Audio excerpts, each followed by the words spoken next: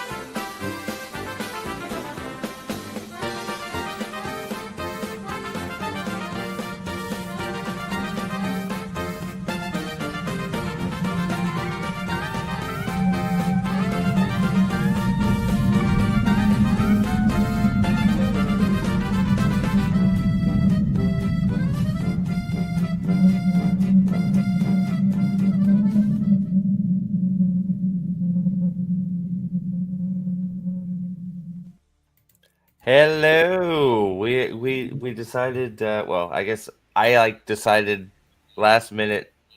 Like fuck it, let's just do it. We'll just stream it. We'll do it live. I don't feel like editing and recording after. Fuck it, we're going for it. So, no, actually, Aldan said it. It's by request of Fadian. We're live again for the all important debate of who is hottest girl in Dresden. That's all that matters. We've discussed. We have discussed this at length. We can say. I don't know. I don't know the discussion will ever end because there's always seems to be like. Well, no, there's no real hottest girl in this one. It ended last book, mate. It ended last. Well, book. that I don't know. No. I thought all of a sudden we had a fourth and fifth contestant. So, but well, according to Fadian, it's Sue. Oh, well, okay. Sue's in the ring. Okay, well, right on. I don't want to kink shame, but that's a bit crazy, Fadian. I'm not gonna lie, mate. Well, see, and there, right. That's Black Cane. See, Black Cane's throwing goth girl Molly in the ring. So I don't know. I don't know. Not till after proven guilty. It's a way. Look, man, we get there. I mean, current Molly, no, but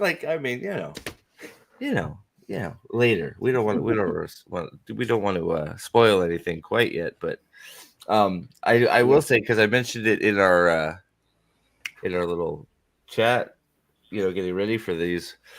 I do think like one of the best examples of foreshadowing in books is in this book. Yeah, you did mention so we'll when we get there, we'll talk about it, but not ruin it. I think. I mean, we'll put the big spoiler, but yeah, he's got better. We can't not discuss it. We can't not discuss it because it's amazing when you especially second read through. You're like, this is like perfect foreshadowing right here. You don't even know you're being foreshadowed, and you are, but yeah, what's up, Manotha? What's up, Black Cane? Fadian, what is going on? Of course, we got us three chuckleheads in the chat as well. We haven't got the customary kick you want 1,000 viewers thing yet, but that'll come. And if you want to, it will. The kick thing is rolling. Eventually, I'll actually pay attention to it and do something with it. But until then, if YouTube blows up, we got kicked. But some can discuss at greater length than others. I like the window placement. Aussie down under, of course. Yeah, well, yes. We want it to be comfy. We don't know how the war. I'm not sure how the war rages, so you may need a break. Now we're about to. We change. Well, I can give you an update, Steve. We jumped. We changed. Me and my little band of misfits. We changed servers, and we're preparing for the next. You changed servers. Okay, so I have it downloaded in on my phone. So yeah. So now now's the time if you want to do it. All right. Well, there you go. Well, I'll have to We check change it out. servers. We're about to go back into the battle, the server versus server battle in this other server. So yeah, There you go. All right. So cool. Well, I guess it's time. I'll check it out at work tomorrow. So we are here for book 7, right? Did beat? Yeah. is it 7 or 8? Oh yeah, it is. It's 7, right? 7. Yeah, it is Yeah, 7. 7. Yeah, 8 is proven guilty. Mhm. Yeah. Yeah. Yes, it is. I feel like a lot happens in this book, and it doesn't feel that long, but I feel like a lot. There we go. There's What a happened? Kick. Oh, did it hit? Yep. Yes, I would love many more of you. Thank you. Man, it wouldn't feel right if that didn't show up at some point. Whew. Does it come with a $1,000 signing bonus? There you go. All right, beautiful. Right. Okay, we can begin. All right, everything is right with the world. What's up, Alex? I'm here in spirit, but I've only read the first book, so I'll be off watching sports. Well, thanks, buddy. We don't want to ruin for it. Hopefully, you like the first book. But yeah, no, I feel like I said, the more and more I sort of start thinking about it, I feel like a ton of stuff happened and a lot of questions occur at the end. At least for me, I'm sure we'll get there, but yeah, it's sort of interesting because we remove this book removes Murphy right away, basically. Yeah. Murphy gets the heave ho. Well, she heave-hos herself. No. Well, yes. Well, it's also, I think it's it's sort of, I think it's interesting because you get rid of like the normal sidekicks, because you always have Dresden has his sidekicks, right? And you get the heave ho to Murphy. Obviously, Susan's not there, and McCoy isn't there, and who's and I guess at this point those are the big. Yeah. Oh, Billy's there. sort of around. Michael's not there. Billy's around a bit. It's worse for it. I need my Michael Carpenter fix, man. What the fuck? I mean, come on. But a few books. Yeah. But what's up, Zach? And you're left sort of going, well, I mean, who's going to be his wingman? And then, of course, right away you get Thomas is lounging around naked half the time, half naked, fucking girls left and right, But Harry's gay. Only eating him out a little bit. I mean, only feeding a little bit. Sorry, he's only yeah. Oh, Harry's gay. Yeah, that was good.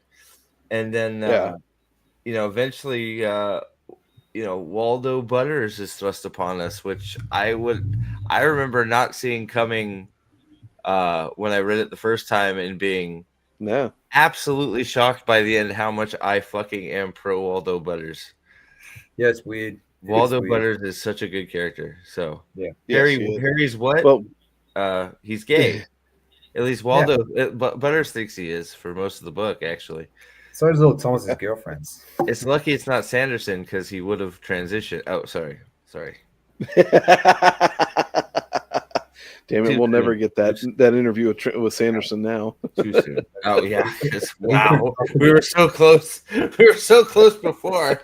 After I shit all over Winter Truth. Yeah.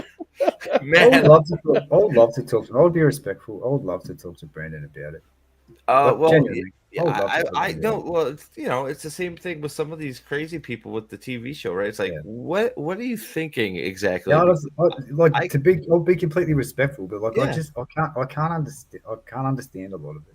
No, I think that's the number one question. It's like, look, huge fan up until about one book ago. What are you thinking? Because it's why you've just made this whoop. Right, so I don't want to go too far off track. Yeah, true. But I just want to know. I would love to know how poor my comprehension skills have gotten over the years. That I completely misjudged or misread how someone wrote a character for fucking 24,000 pages. Kaladin. They should. Kaladin Stormblush. They should teach classes on how to fuck up a main character that has got all the potential in the world. Like Kaladin, fortunately, could go down as the worst character in history. But sorry. Go ahead. Yeah, unfortunately, we don't have to worry about that with Dresden. Thank God. Yes. No. Yeah. Oof. No. Dresden Yeah, no. Dresden is right to the end. He's looking at breasts and Well, checking the out pig with the booties best up body. until he's dead. And when he's dying in battlegrounds, he's still looking at tatas. So That's what I mean. yeah. Thank God for Brandon, or for not for Brandon, for Dresden's misogyny. Apparently, right? Isn't he? Yeah, for It's Dresden, really just story. According to the internets and Blue Sky, Dresden is a misogynistic asshole because he appreciates the female form and likes He's a protecting red women. flag. Right? Is that Yeah, it? well, there we go. Yeah. Long live it, Man. brothers. Yeah, Dresden's a man. But that's the thing. That's the thing, though, right? Like people like the crazy people that are crazy call Dresden a misogynist for liking women and And being looking after. protective of them, just Yeah. like the Evansfield 3, right? Man, what a horrible trait. Mhm. But yeah, so right away we're yes, 100, yes, he could have done it in 2 seconds. No, yeah, I don't want him doing his own movies. Not now. No, not before. Yeah, not now. It's Before Wind and Dre- it's before man, it's Wind and weird Tree's how Joy. just one book which can change everything, Yeah, no, it's weird. and it sure did. But exactly right, Manotha. I'm just just relaying the message. Exactly. Who cares? We love our Dresden, loving women and wanting to protect women because That's what men do. he's a strong, capable man. Yep. That doesn't make Murphy any less capable. He just doesn't want her to get hurt. No. Or Yeah. Susan, Very- or Molly, actually- or Laura, or any of them, right? Yeah. It actually puts Murphy in situations that allows her to be a bigger badass because of it, to be honest. So Well, it actually gets him in trouble in this book. It starts getting him in trouble in sections because he refuses. No, you're dude. You don't dude. You don't got to apologize to me. We're good. No, you're fine. You're fine. No, all good. No, I just allowed to. No, I get, and I'm just telling you, completely fucking agree. Yeah. I'm with you. Same page. But like it is interesting. Like it's Komori, right? yeah, Mhm. Yeah. So I'm getting a little ahead of myself, but it almost gets him in trouble with her. Because he says straight through, he says, "I should be punching you right in the face right now, but just can't hit a woman, right? Like, he just can't, So it gets his misogyny gets him in trouble, and and Sheila too. and we love it. Who? Yeah, Sheila as well. Sheila as well. Who's Which the is the Sheila you best speak name of? for a girl. That's what we call girls Sheilas down here, mate. Yes, sir. Sheila. Yeah. That's right. That's that's one of our words for girls down here. Yeah. You pig. Oh my Oh, I God. know. Man, fucking Dresden-esque asshole. Golly. So let's see here. So that's where we start. So basically, Murphy. We start with Murphy and them talking, right, about him. She's going away. Yeah. Well. Yeah. Like it starts off like a woman walks out of the bedroom. Oh, it starts off with the Thomas. It starts off with right. Thomas, right? Thomas just gets railing his fifth girl in 5 days. Right. And nobody's calling Harry's Thomas frustrated. Misogynist. Is it because he's like I know, right? a hot? Because he's a sexy vampire guy. Okay. He's a sex vampire. So he can't be a misogynist. I wonder if he'll sparkle in the adaptation. We can only hope. just as glistening right, his glistening milkers. Oh shit, I've outed myself. I'm reading milking. No, Stop. I'm not Stop. Moving on. Yeah. So yeah, that's actually how it starts. Is Dresden's like, God damn it, stop fucking girls in my house. Basically. Well, it's that place is a mess, and he comes home from like a job, right? Yeah. And like, so he has it out with Thomas a bit, and he's just like, listen, you're just pissed because you're not getting it on with Murphy, and he's like, no, I'm not in like bullshit, and that's right. And then lo and behold, she shows up, and he needs her. She needs him to water her plants because she's going to Hawaii with Kincaid, of all people. Talk about shooting a man's horse swamp. I forget what movie. Right. Harry's just starting to think about it too. He's just starting to think about Murphy in this way, and he's like, "I'm going to Hawaii with Kincaid." It's like, you're doing what now? And it's like, well, that also has another level of like, huh? Because Dresden knows like a little bit about Kincaid through McCoy now. And Kincaid is dangerous, but Murphy likes him a little dangerous, right? I mean, I mean, when McCoy calls him that thing, you kind of like, I mean, just and I know this. It's not important to the plot, really. So we can, you can only imagine what the hell Kincaid and Murphy got into, considering she came home with a broken arm, right? Yeah. She came home with a broken arm after being in Hawaii with Kincaid on a sex vacation. Who knows what the fuck happened there? But Oh, we know. What are you talking about? I guess we do know, right? Yeah. Do we ever get? Did he put that story in one of the side jobs books or? Oh God, I don't know. I've got to get to those still. Yeah, I've never got through them all. They bore me. Yeah, I read the Christmas one. I don't know that I've read all the short. I don't know that I've read all the short story ones. The Christmas one was really good. I like that one a lot. But that was at the end of Battlegrounds. Yeah. He is so oblivious in that scene that she wanted him to tell her not to go, and he actually says that to himself right as she leaves. He's like, did she want me to? Did she was? Yeah. But she tell like and of course Thomas is sitting there back there with his shirt off, playing with his nipples. You're an idiot, Harry. What's fucking wrong with you? Are you shy, motherfucker? Yeah. What is wrong with you? Like that was great too. Thomas was like, oh my god, it's worse than I thought. You're fucking shy.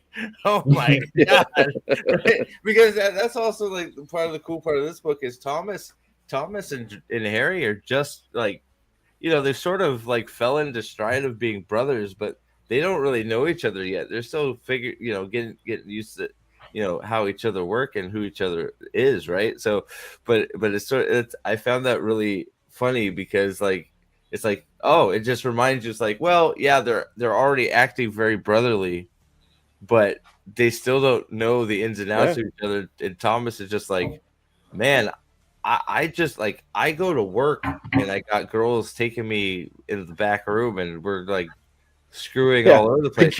You're shy, tired. Like, you're not ugly or nothing. Yeah, he's not, like Harry. You're good looking. Like you're shy. What's wrong with you?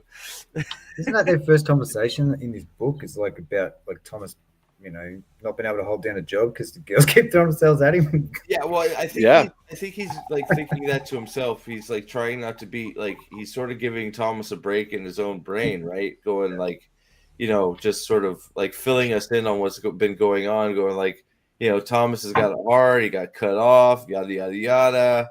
He's having trouble keeping a job because he goes and works at McDonald's and he's fucking the manager. And the next thing you know, right? And it's just like, man, life is tough for Thomas Race. Right. Yeah. So after she leaves, he goes and gets his mail and he's got this envelope that has pictures in it with Murphy and him killing a bunch of Renfelds. That's right. And there's a letter in it that says, with a pledge of truth to meet him at his grave, love Mavra. And it's like, oh fuck. Yeah. So that after all. Yeah. So right, I was gonna say that. So that confirms first thing right there, which is, confirms the suspicion that we all sort of had, which was Mavra is not dead. So we just ripped that Band-Aid right off. Mavra's alive, which sucks because Mavra sucks. But it's always good to have a good villain around, right? Cross the old Black Court Vampire. What are you talking about, mate? She's fantastic. Well, yeah. To hate. Right, exactly. Perfect. She's a good villain. She's a good villain. No, 100% agreed. Yeah. In a good way, right? Yeah, well, she's she doesn't early, but she's good at it. Like, I don't know, I like it. Yeah, I mean, she doesn't make that many appearances, but man, she's Just an impact when she does, it's you watch out for her almost more than any other vampire that or get concerned more. Well, she's probably the most dangerous. She's learning the black magics.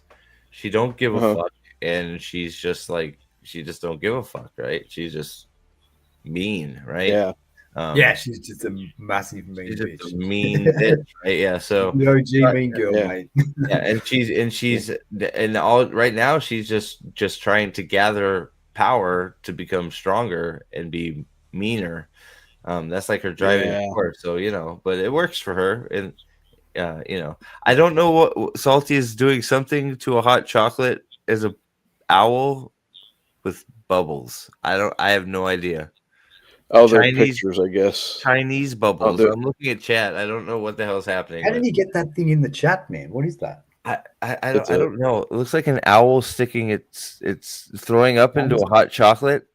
It looks like one of Chelsea's plushies, mate, to be honest. Bubbles. I love that Aldan is drinking red boxed wine from a pint glass, based as fuck. Well, hey man, that's what we're here for. Our man and you just okay. There you go. Yeah, it looks, dude. They've added pictures in StreamYards. They just look terrible. Okay, moving on. Okay. Yeah. So Harry goes to the grave, and Mavra makes some snide comments about his mortality, and and then she gives him a task that he has to find the word of Kemmler. He has to do it alone. He cannot involve the White Council. He cannot involve anybody else. And if she otherwise, or if he refuses, or he does it with other people, then she is going to, it's not just kill me. She's going to unravel her life through the mortal authorities. So basically just kill her reason for being. So she's fucking nasty. Well, she's got and he's got dirt on Murphy. What's that? Yeah, dirt on Murphy. Full on blackmail. Yep. Full on blackmail with those pictures. Looking to destroy video lag. Is there? Yeah, there's. I think it skipped a little bit. Hopefully it catches. Hopefully up. It's YouTube's been like this lately. I don't know. But yeah, go ahead. Yeah, so he's got 3 days to do it, and so that puts it on Halloween, and he clues in right away because it's Mavra and it involves Kemmler that this is about necromancy. Right. So it is sort of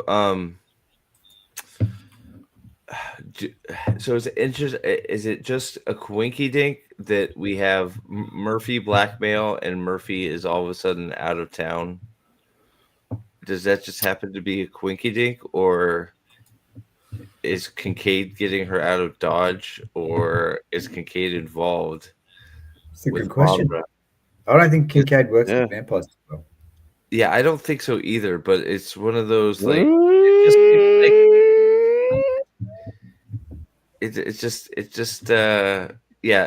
interesting. It's interesting timing, right?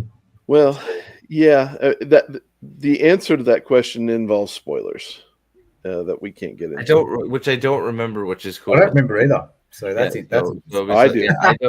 Yeah, you just read it again, so you're ahead of all of us technically. It's funny. We finished the book prior. You just finished, so you're like, I remember all this shit. You don't. Yeah. I know. Fucking retards. How does it feel now, bitches? Yeah. Which is good because we've read this so many times. It's good to have fresh eyes. No, it's great. Like I honestly don't remember. So it'll be like, it'll be a good payoff when it eventually pays off. But so that was my first initial take. Like, this is a rather odd coinky dink here. So so Dresden then goes to, is that when he goes to the bookstore? I mean, is that his next stop immediately? Let's see here. So grab Mouse and go to the bookstore or something. Well, he goes to Bob first. Bob. Okay. So Was he? Oh Yeah, shit! so The whole Bob scene. Yeah. Oh my god. yeah, The whole yeah, Bob scene with Bob going fucking Hitler. yes. So like Like, What Kemmler did that was real happen? big during World War One. The White Council hunted him down. They had tried to he found out the White Council had tried to hunt Kemmler down a handful of times. They finally ended up getting him in the 60s. But he's renowned for a bunch of shit that he pulled during World War One. And he built up an apprentice base. So the White Council was busy hunting them down, hunting down all the books that he wrote, trying to hunt him down. So like the early 20th century was White Council hunting Kemmler, basically. Well, yeah, and Kemmler's like built up this. He's got this fame because he had like the whole of the White Council trying to get him, and they had difficulty. They still had difficulty with all of that, and I think the comment was if he was able to complete his ritual, he would have taken him out. Yeah, that's yeah. So, so he's got power. So Kemmler was a major bad dude, major bad dude. So now his major bad dude disciples are trying to take his place. That's basically we get the plot, the overarching plot, real quick of the story. That's and wasn't it book 3 that Harry was dealing with his ghost, basically? No, that's a different. That's Kravos. Kravos. That's the guy. That's right. Yeah, Kravos is the Stormfront guy. Yeah. Cave. Yep. So my bad. Yeah. This guy's like Voldemort, man. Basically, this is a Voldemort situation. A little bit. Yeah. So, so at that point, then like you get let in, you get brought into the knowledge that Bob worked for Kemmler before he worked for Justin, before he worked for Harry.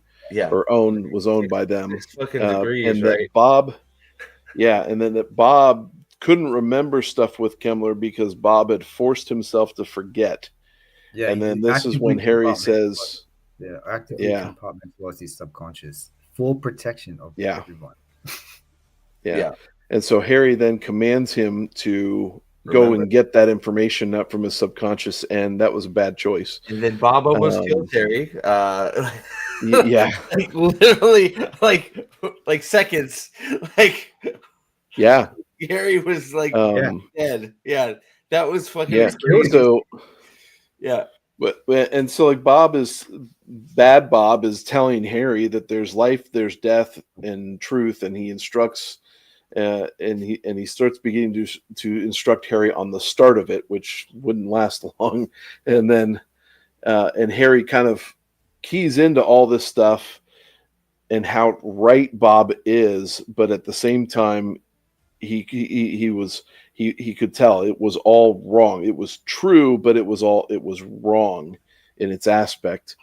And then he, at the last minute, he's able to command Bob back into his skull before this psychic power that Bob is unleashing on Harry just ends up, knocking him out. Yeah, he makes the mistake of thinking the Bob he was talking to was his Bob. It's freaking crazy how fast he reverts back to just evil Bob that Bob doesn't like. It's very interesting. It's like it's definitely another personality type deal going on. So, totally another personality. Totally another spirit. Really. Yeah, and so Harry commands him never to access it again, which that right there, that command, another huge, as a certain leader of a free country might say. Yes, huge. It's another huge thing. Yeah, huge deal. Yeah, and so another bit of foreshadowing. He finds out. And so he finds out there were 3 books that the council hunted down. It was the blood of Kemmler, the mind of Kemmler, and then the heart of Kemmler. And the council found all of those books, all the copies of them, and destroyed them. But now they're wrestling with the idea that there was a 4th book that was written, which is the word of Kemmler. And so and everybody's hunting for it. It's not just him for Mavra. It's kind of crazy that at this point that when you're reading it that you don't really consider that after you see Evil Bob do Evil Bob thing and you know how connected he is to Kemmler and all this sort of stuff. And you get like a little taste of that with Harry, like yeah. But it's kind of weird how you don't sort of like think about how important that really should be. Like, do you know what I mean? Yeah, well, Like, Bob's well, yeah, picture, because it's just but you don't think about it. you don't know because it's like, well, fuck, Harry told him to lock that shit up, so he locked it down, right? It's like it's like I think that's sort of intentional, like because you sort of it shows you like what sort of a cheat button Bob really is. Like Right, Bob's the ultimate Bob cheat is code. the ultimate cheat code, right? And Harry really only uses like maybe 0.5% of what Bob seems to be capable Not of. even, right? Like not even. Yeah, and that just sort of signs a big light on. It's like, man, Harry, do you know the things you could be like learning with Bob? Like, holy shit, right? So Well, yeah, which is then like another perhaps people like cancel is not wrong to be keeping tabs on Harry, right? oh yeah. Imagine if they Well, they don't know he Yeah. has Bob, right? The White Council Imagine has if they no did. idea about Bob. Yeah, because they would have taken. I would Yeah. assume taken Bob, right? No, they didn't. Kill They didn't Harry know and Justin had it. Oh yeah, well it's a Justin. Yeah, it's a Justin relic. He would kill him, right? Yeah, he can't own that, right? Well, but I think that Justin also had it because I don't think that they knew that Kimmler had anything like Bob. Yeah. And all the Yeah, information Bob's that an unknown he quantity. probably gave Kimmler was probably insane. Yeah. Well, yeah. So it's well, I mean, you just see him go into evil mode and just, I mean, fuck. I mean, Bob probably was a big key to much of what Kimmler accomplished, right? Well, And he has all that correct. knowledge, right? So, he had it. I guess it's gone now, but who knows? Well, he's a filing cabinet, so Yeah. You know what I mean? Like he's He a is. super. He's an analog supercomputer at the end of the day. That's what he is. Yep.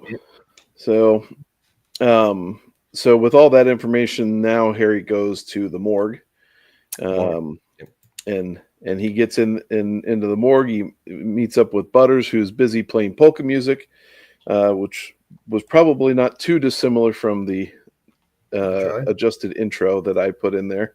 Which was fantastic. Well done. I figured you guys might enjoy that little twist in there. I love it. Absolutely. 100%. So, he's busy practicing for this competition at the Oktoberfest on Halloween. He's the one-man polka band, and he's determined that he's going to win the contest over all the other multi-person polka bands. Not a chance. He's got it locked down. Yeah. Yeah. Well, especially after what he does later, know. Yep. Oh, there's no coming back. Nope, there isn't. So he shows Harry some X-rays, which make this interesting because Harry doesn't heal like everybody else heals, where you find trace elements of, if you break a bone, that crack is always going to be there. It'll heal through, but there will always be a remnant. Harry doesn't heal that way. It's there, but it dissipates eventually and heals like it never existed. Yeah, Harry is Wolverine as well, apparently, as Wolverine wizard, bro, but just doesn't have the adamantium, which is pretty cool. Fady, I just saw this, the whole the comments Harry makes about being Cain and Abel, and understanding why why Cain he finds himself relating to Cain because of what a pig Thomas is. Yes, absolutely. Very good. Yep. Yeah. So in the morgue, and so then Harry then asks him if there's been any gruesome or unusual deaths. Then there was one, but before he gets into that, the security guard comes in, but he comes in, he's already dead. His throat's been slit, and so he's just a walking corpse. And then in walk two other people. They don't see Harry, and they're coming in, and they're coming in to take Butters. And that's when Harry steps in, introduces himself, and he meets this guy named Gravane, who is I dubbed him a grammatically correct warlock. Yep. Yep. And after he has a few words with Harry, he invites Harry to join him because he recognizes Harry's not just a wizard, but he's kind of powerful. And he's touching the dark. I think, forget as well. what he dropped. What Yeah. bit of knowledge he drops that he's like, "Ooh, you're not just you have like." He drops something. You know, on he it. Remain's says, like, well, "Ooh, okay." yeah, it's because he senses that Harry's got the dark. When someone's touched the dark side of the Force, essentially, they can tell. So he can Okay. Yeah. So he can tell that he's used it before. Yeah. Okay. I forget. Did we had some mention of his hand too with the whole Yes. healing part, right? Well, well with Butters Yeah. especially. Like that's what he's talking about. Like you get Yeah. the function back in your hand, and Harry's like, oh, I'll put that out of my mind, and then he starts to actually think about it. Yeah. They are actively hiding your lives from me. I'm sorry. Are they? Dude, I posted it in like 4 places. I'm doing my best. I'm doing my People best. online, man. Josh. I'm doing my best. Is it so? Shit. Oh God, is it Salvis or Shatterheart? I'm trying to remember. You guys have similar. I want to say logos. Fucking YouTube Avatars. Avatars. Sorry. I think it's Shatterheart. I wish fucking they. Oh God, we need to go back to the names. He tastes the real death magic on him. There you go. Yep. Yes. Yeah. Yeah. So Harry politely declines in his own way, and then he pushes, basically like Fazari's him, as I recall. I didn't write it down, but they end up fighting and escaping out of the out of the morgue. Thank you, and makes their way to Butter's car, but Butter's car has been absolutely destroyed because Liver Spots is there. That's what Harry calls them, Liver Spots. Yeah, so Liver He Spots recognizes them, but doesn't recognize them. It's in the back. It's right in that section of your brain where you're just like, Yep. the fuck are right? Like me half the time because I can't remember anything. Yeah. Yep. So that's a cool reveal at the end. No, it's It is. No, it's not. It's YouTube Shatter. It YouTube for some reason keeps going back and forth with the avatar names. This happened before that it changed everybody's @ symbols. And then it just randomly reverted back. So we're all just waiting for it to randomly revert back. So hopefully it's sooner than later. So yeah, so he runs out. Liver Spots is there. Yep. So he's there, and he's sending and zombies are sprinting after them. So Harry pulls out a shotgun, blows a few of them away, and then they make their escape back to the Blue Beetle. Which is also sort of sad because the guy that Harry was actually quite nice with and friendly with is the first guy to come in the door and start attacking him. Isn't it Bill? What's his name? I can't remember his name. I think it was Bill. Yeah, Bill or Phil? Phil. I think it's Phil. So, yeah, because I actually that one's actually sucked because they had a cool conversation. They know each other. You know, it's just matter of fact. But then, boom! Right away, he's the first one in the door. After we're going, what the fuck? And he's a zombie, and it's like, shit, that happened quick. Yep. Right. I mean, that's why I feel like this one. I feel like this one just goes. Like it's just like like as soon as Murphy's off on her fuck vacation, boom, we're gone. Right. I mean, it's like it feels like it's just going. It's like we gotta get the hose out of the way. So Murphy's not a hoe. I'm sorry. Totally is a hoe. I'm sorry. I went too far. Never be Lara, bro. I would never be Lara. Sorry. We gotta get the girls out of the way so they're safe. And then zombies can come into town and fuck shit up. Right. Yeah. So, so they get to the Blue Beetle and go ahead. Go ahead. Oh, okay. So they get to the Blue Beetle and Harry's kind of like having a little bit of a mental crisis at the moment, but kind of gets it together again. And then as they're making their way out in the Blue Beetle, Butters is like, what is all this? This is not real. And why were they after him? Butters is having an And out-of-body experience at this point. He's just like, yeah, he's like, I sort of believe Butters, it, but what is fucking happening? right? So, well, but before Harry explains all that to him, Butters says, "quote I'm a 5'3", 37-year-old Jewish medical examiner who needs to pick up his lederhosen at the dry cleaner so that he can play a one-man polka band tomorrow at Oktoberfest. Do your worst." Yeah. Richard Butters. MVP Butters, man. MVP Butters. Yeah.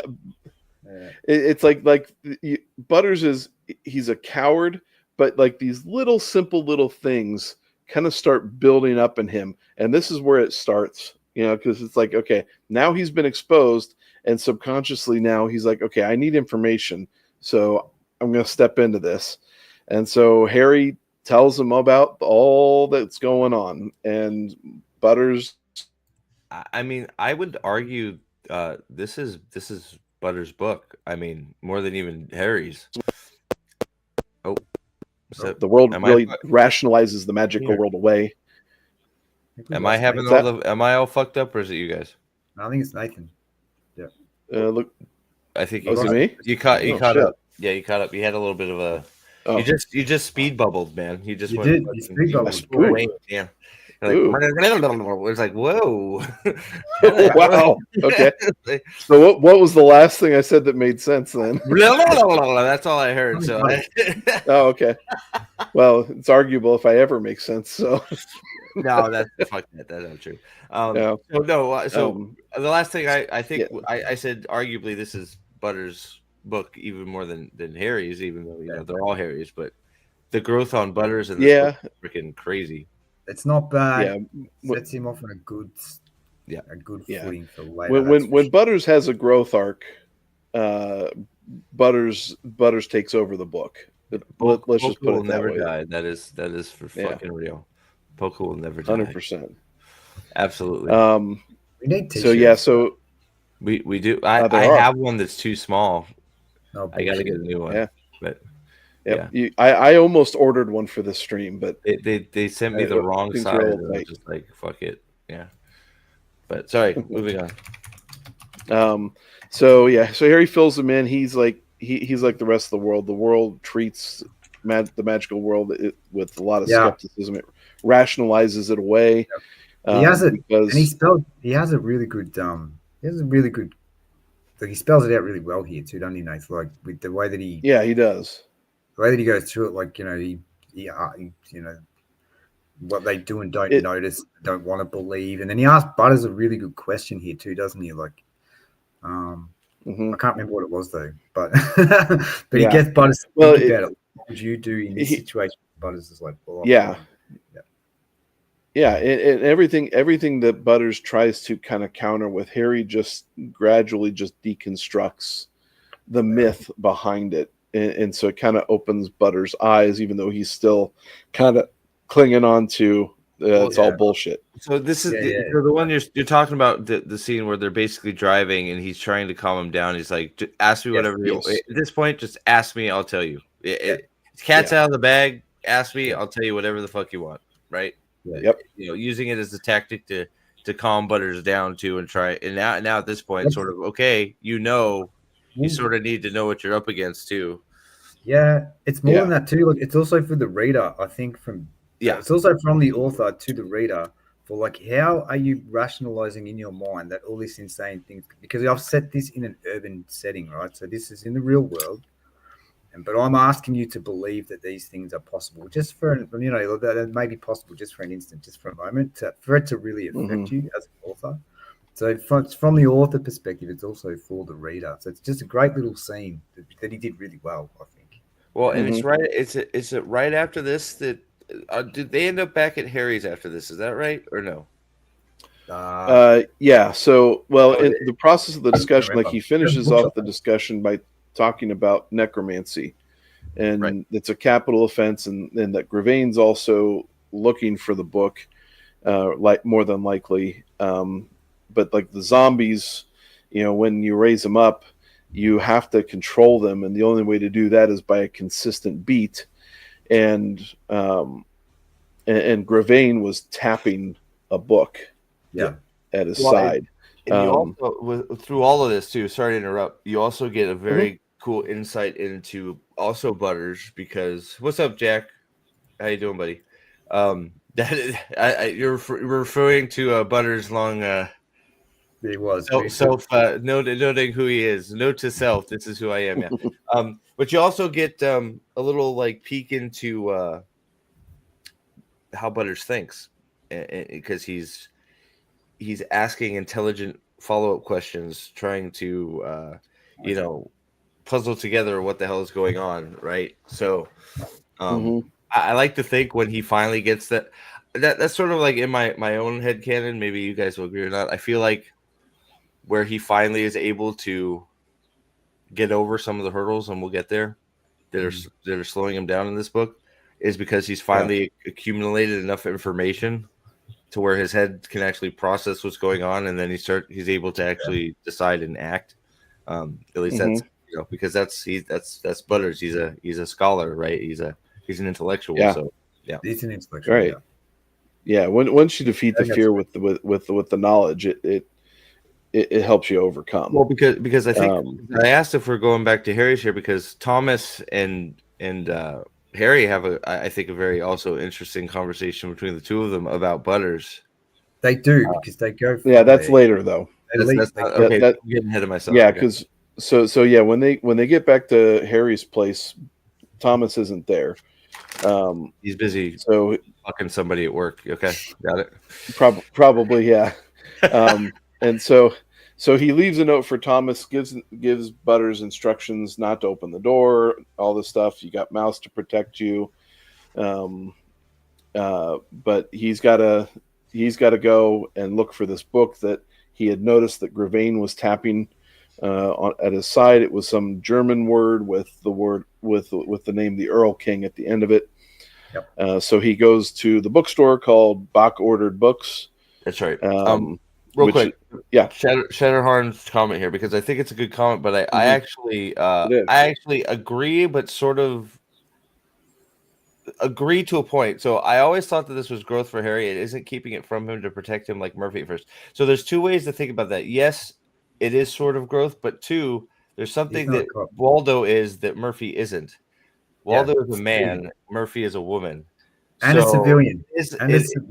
And a civilian, whereas, but it should be different, right? Because she's a cop. She's a cop, so he should be more willing to give Murphy that information than he is Butters. But he offloads all that shit on Butters without a second thought. So but you got to think about the nature of the information as well. Like some of the things that he does is completely outside the law. Well, yeah, but so. I guess it's a little, yeah, but I feel like it's one of those. So I do agree that it's just like, I think Harry has sort of like, okay, well, you're in the game, so now you're in the game. So I'm gonna tell you all the knowledge. I'm gonna give you everything you need to know to play. But part of me does wonder if his willingness to do that so fast is, again, it's a guy he's talking to and not a woman that he feels like. He's putting in danger. Protect. Yeah, no, I reckon that's valid. That's valid. So I think so it takes a lot for him to get over that with Murphy and be like, okay, well, yeah, she's a woman. I don't want to put her in harm's way, but she's more than capable. He struggles with that the whole fucking series. I mean, he gets better, but the whole series he struggles with that with Murphy, which is valid and fair. Yeah, I think what makes him a person. That way, yeah, it makes him a person. That's one of his major character traits, right? So, but I agree. I agree. I think that's a big part of it. Is he has learned a lot from learning to trust Murphy to make her own decisions, I guess is the best way to say it. So, agree. Look how that ended up. Yeah, now she's all fucking in should have never done that. In fucking Jamaica or wherever, Hawaii Hawaii in demon dog of hell. Good Doing lord. something Yeah. to break their arm. I wonder what that. They're playing a lot of. I don't know, shuffleboard. All right, moving on. Easy. Yeah. Okay. Yeah. So, so he goes the owner Bach, he tells him he's looking for this book, and he knows that it's in like for lack of a better word, the restricted section. So Bach gives him the keys. Harry meets Butters through Murphy. Yeah, I didn't think he'd known it for longer. Yeah, no, Harry meets Butters through Murphy. Murphy. With dead bodies at the start, right? Yeah, Yeah, no, that's book 2, I think, right? I think you got that flip. Murphy introduces him to Butters. Mm-hmm. Yeah, I'm pretty sure. I think that's in Full Moon, if I remember right. Yeah, because she introduces him as the guy that got suspended and then backtracked because he's like, this is like he reported something wonky with the bodies and they suspended him. The werewolf stuff. Yeah. Sure. Yeah. So actually, no, we meet him in grave peril because of the results of Full Moon. No, we're all more apparently. So we're eventually we'll get to the book. It's another book. One of the books he meets Butters. One of the books. Yes. Yes. So, so he heads back into the section to look for this Earl King book, and you get a little bit of Sheila, the description of and you get a little bit of description of magic is a belief-based operation. You really have to believe it, and Gravane really believes this stuff. So it's really powerful. And then that's when he meets Sheila. She has an eidetic memory, so she points right over where the book is.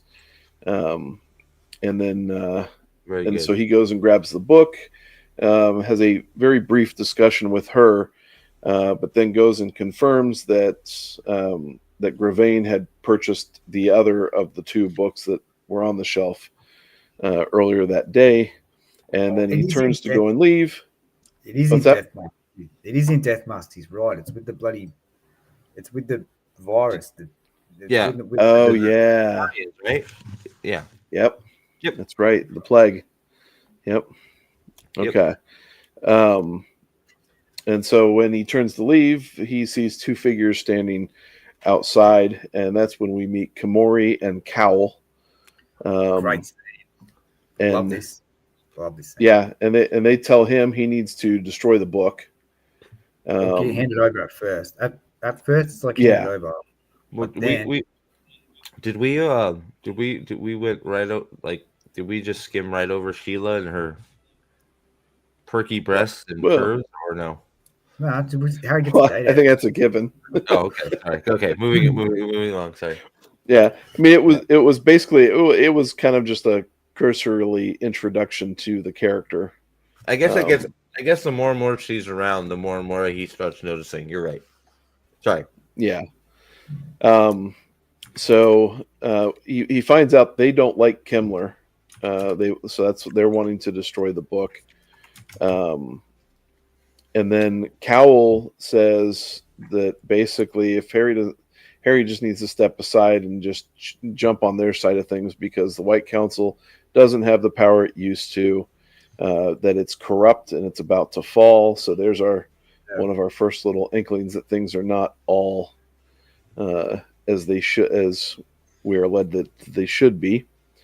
But Harry, as he typically does, tells him to go pound sand. And then Cowl just looks at him and basically tells him that he's looking forward to seeing what it is about Harry that makes the wardens so nervous. Which that's a fun little line there. So Cowl has some inside baseball about the wardens and their thoughts. So yeah, that's really have some experience in this area that Harry does not, perhaps. Yeah, and it gives the idea that they must be really, really fucking old, right? Right. It gives you the idea that they've been around the block a few times here, especially when they start to throw down and Harry's just like a mosquito gets squashed. Yeah. Yeah, so like he specifically says the spell that Cal hits him with is harder than anything he had ever been hit with before. And he's been whacked so far. Yeah, Harry's been through some shit. I mean, in the previous 7 books, or 6 books, and so Harry's just kind of like, okay, I got to do something. So he just casually flips a car on top of Cal. But he does it with this power that he's never really realized that he had. You find out it's Hellfire. But he flips this car onto Cal, and it doesn't kill Cal. But as Harry's trying to get up, Komori tries to. Does she try to Jedi Force pull the book away from Harry? Is that what the? Yeah, I she can't does. remember. Yeah, she does. Okay. She does the Jedi Force pull. And the werewolves, then yeah. Billy turns up, I think. Yep, the wolves turn up, and then Komori and Cal both just kind of Kaiser Soze and disappear. Yeah. And then Harry goes with the alphas reluctantly because he doesn't want to get them involved and all that typical stuff that Harry kind of wrestles with. He falls asleep, I think. He's very tired. Yep. He falls asleep. And he wakes up. They're in a garage, and it's Billy in Georgia. That's right. And they're talking. They're talking about him, and they're worried about him because they're noticing like his hands twitching, and he's kind of talking to somebody that's not them. Yeah, we get a little bit more of that later. Billy's really worried about him. It's further down. But right. The occurrences of Harry talking to himself become more and more people are noticing that he's talking to himself, and Harry's like, "What the fuck are you talking about? I'm not crazy." Right. Well, it's funny. We'll get there. Sorry, because that's a whole interesting thing too, because he has the same thought that what is it? Cal has later. They have the same thought. I'm not crazy, but would I know if I'm crazy? Yeah, I fucking know if I'm crazy. They both have the exact same I don't think it's by mistake. It's this. They say the exact same words. Harry says it to Billy. He says something like, "I would know if I was crazy, man." And then he thinks to himself, "Would I though?" And then later, Cal says it out loud. He's like, "I'd know if I was crazy." And he's like, "Oh shit, would I?" Yeah, sure. I'm sure it would. Right? It's like, okay. Wow. Okay. Yeah. So sorry. Got way ahead of myself. No, you're good. But Billy mentions that when he showed up, he couldn't smell typical smells. All he could smell was brimstone. So he couldn't smell Cal. He couldn't smell Komori or Harry. All he could smell was brimstone. And so Harry decided, well, if it's brimstone, that's kind of my I know what it is, and it's Lashiel. Mm-hmm. So he tells them about Lashiel, tells them he's not found a solution for it yet, and the White Council may execute him, and he's concerned also that the Knights of the Cross also may have a similar reaction as the White Council. So he's been keeping all this shit hush hush. Yep. And rightfully so. Yep. Which is crazy. It's crazy for him to think. Actually, it's crazy for him to think that like Michael. I think. First of all, he doesn't know. Second of all, so God, I don't know. It's crazy the word. I get what you're saying because it's Michael Carpenter, right? So and those guys are like more ride or die than probably anybody in the series, right? And especially if he's like, look, Michael, this happened because, well, I didn't want Harry Jr. to grab a coin of the denarius, so I sort of just grabbed it before he could. So here we are, right? So know, but still, I mean, it's one of those. Harry's. Yes, it's sort of crazy, but that's the way Harry's been sort of trained to think, because everybody sort of thinks that everybody, but that brings it back to your point. Everybody but Michael always thinks the worst of Harry. Always. Murphy's coming around. Murphy was And there that's, for a long time, but and that's they something that he all doesn't immediately really go do, there. I get that. And that you think, and that's probably Yep. where it comes from. Like, you're probably right, mate. Like, he doesn't want to. Harry does. That's precious to Harry. That fact. Well, That's yeah, precious. that friendship that friendship with Michael means probably more to him than anything, and he's afraid of losing that by because I could see him saying in his head of anything, if anything could ruin my relationship with Michael, it would be this. So I Which is can't lose why. that. Yeah, Which I is why can't it's lose. so goddamn ridiculous that he doesn't just. Yep. Here's one of your handkerchiefs. Have you got one of your handkerchiefs handy, Michael? Here. Well, we all know why, because they later have that conversation. It's like, well, deep down, it's because you sort of like power, and there's a potential for power here. Yep. Mhm. Later brothers just woke after 5 12s in a row. That's insane. Woo! Mhm. Good night, Crazy, man. Just get that booty call, man. Good luck. Good hunt. Good Yep. hunting, sir. Yep.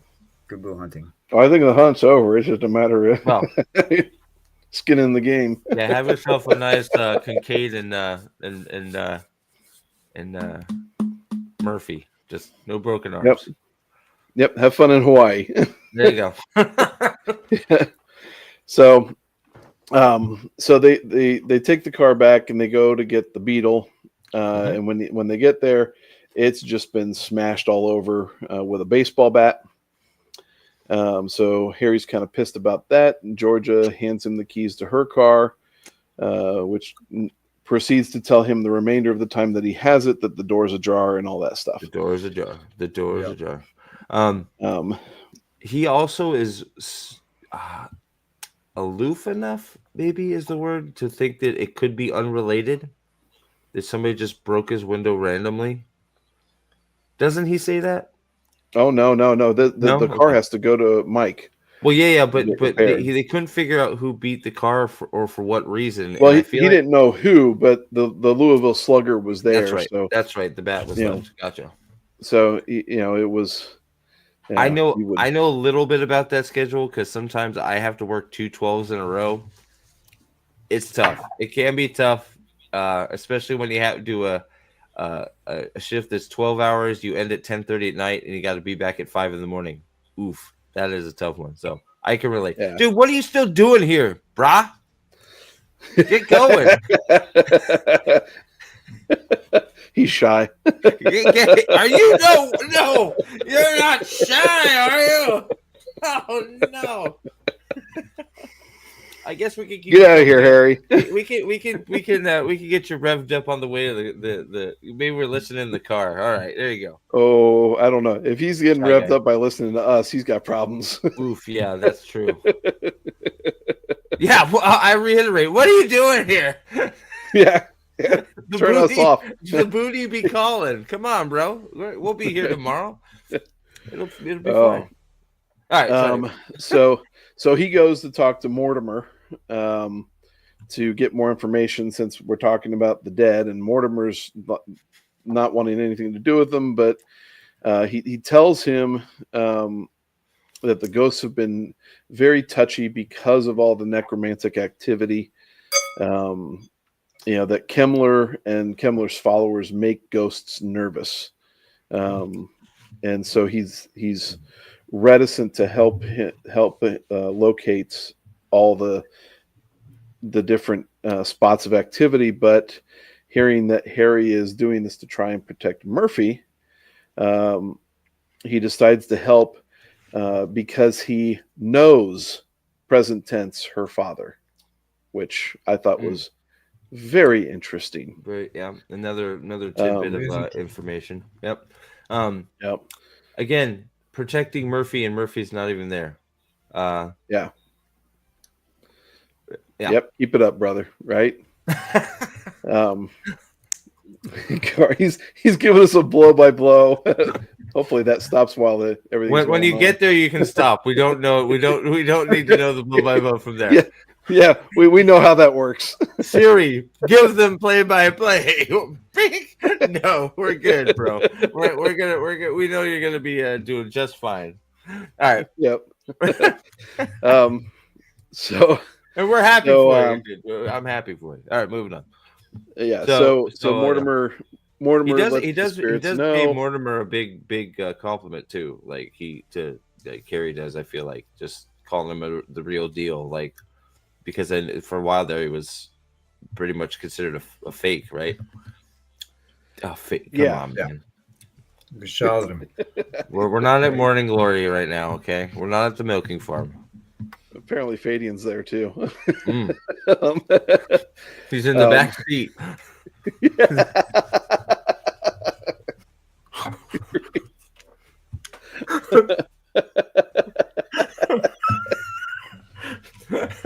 I'm in your back seat, Shatterhead. No. Okay, sorry. Go ahead. This call's coming from inside the car. I'm inside. So the ghosts go out. They actually, figure it out, and they circle 6 spots on a map for Harry to use. Mm-hmm. So It's a that cool gives him scheme, something to go on. It is. Yeah, that's true. It's true. It's one of those. Yeah, I saw it.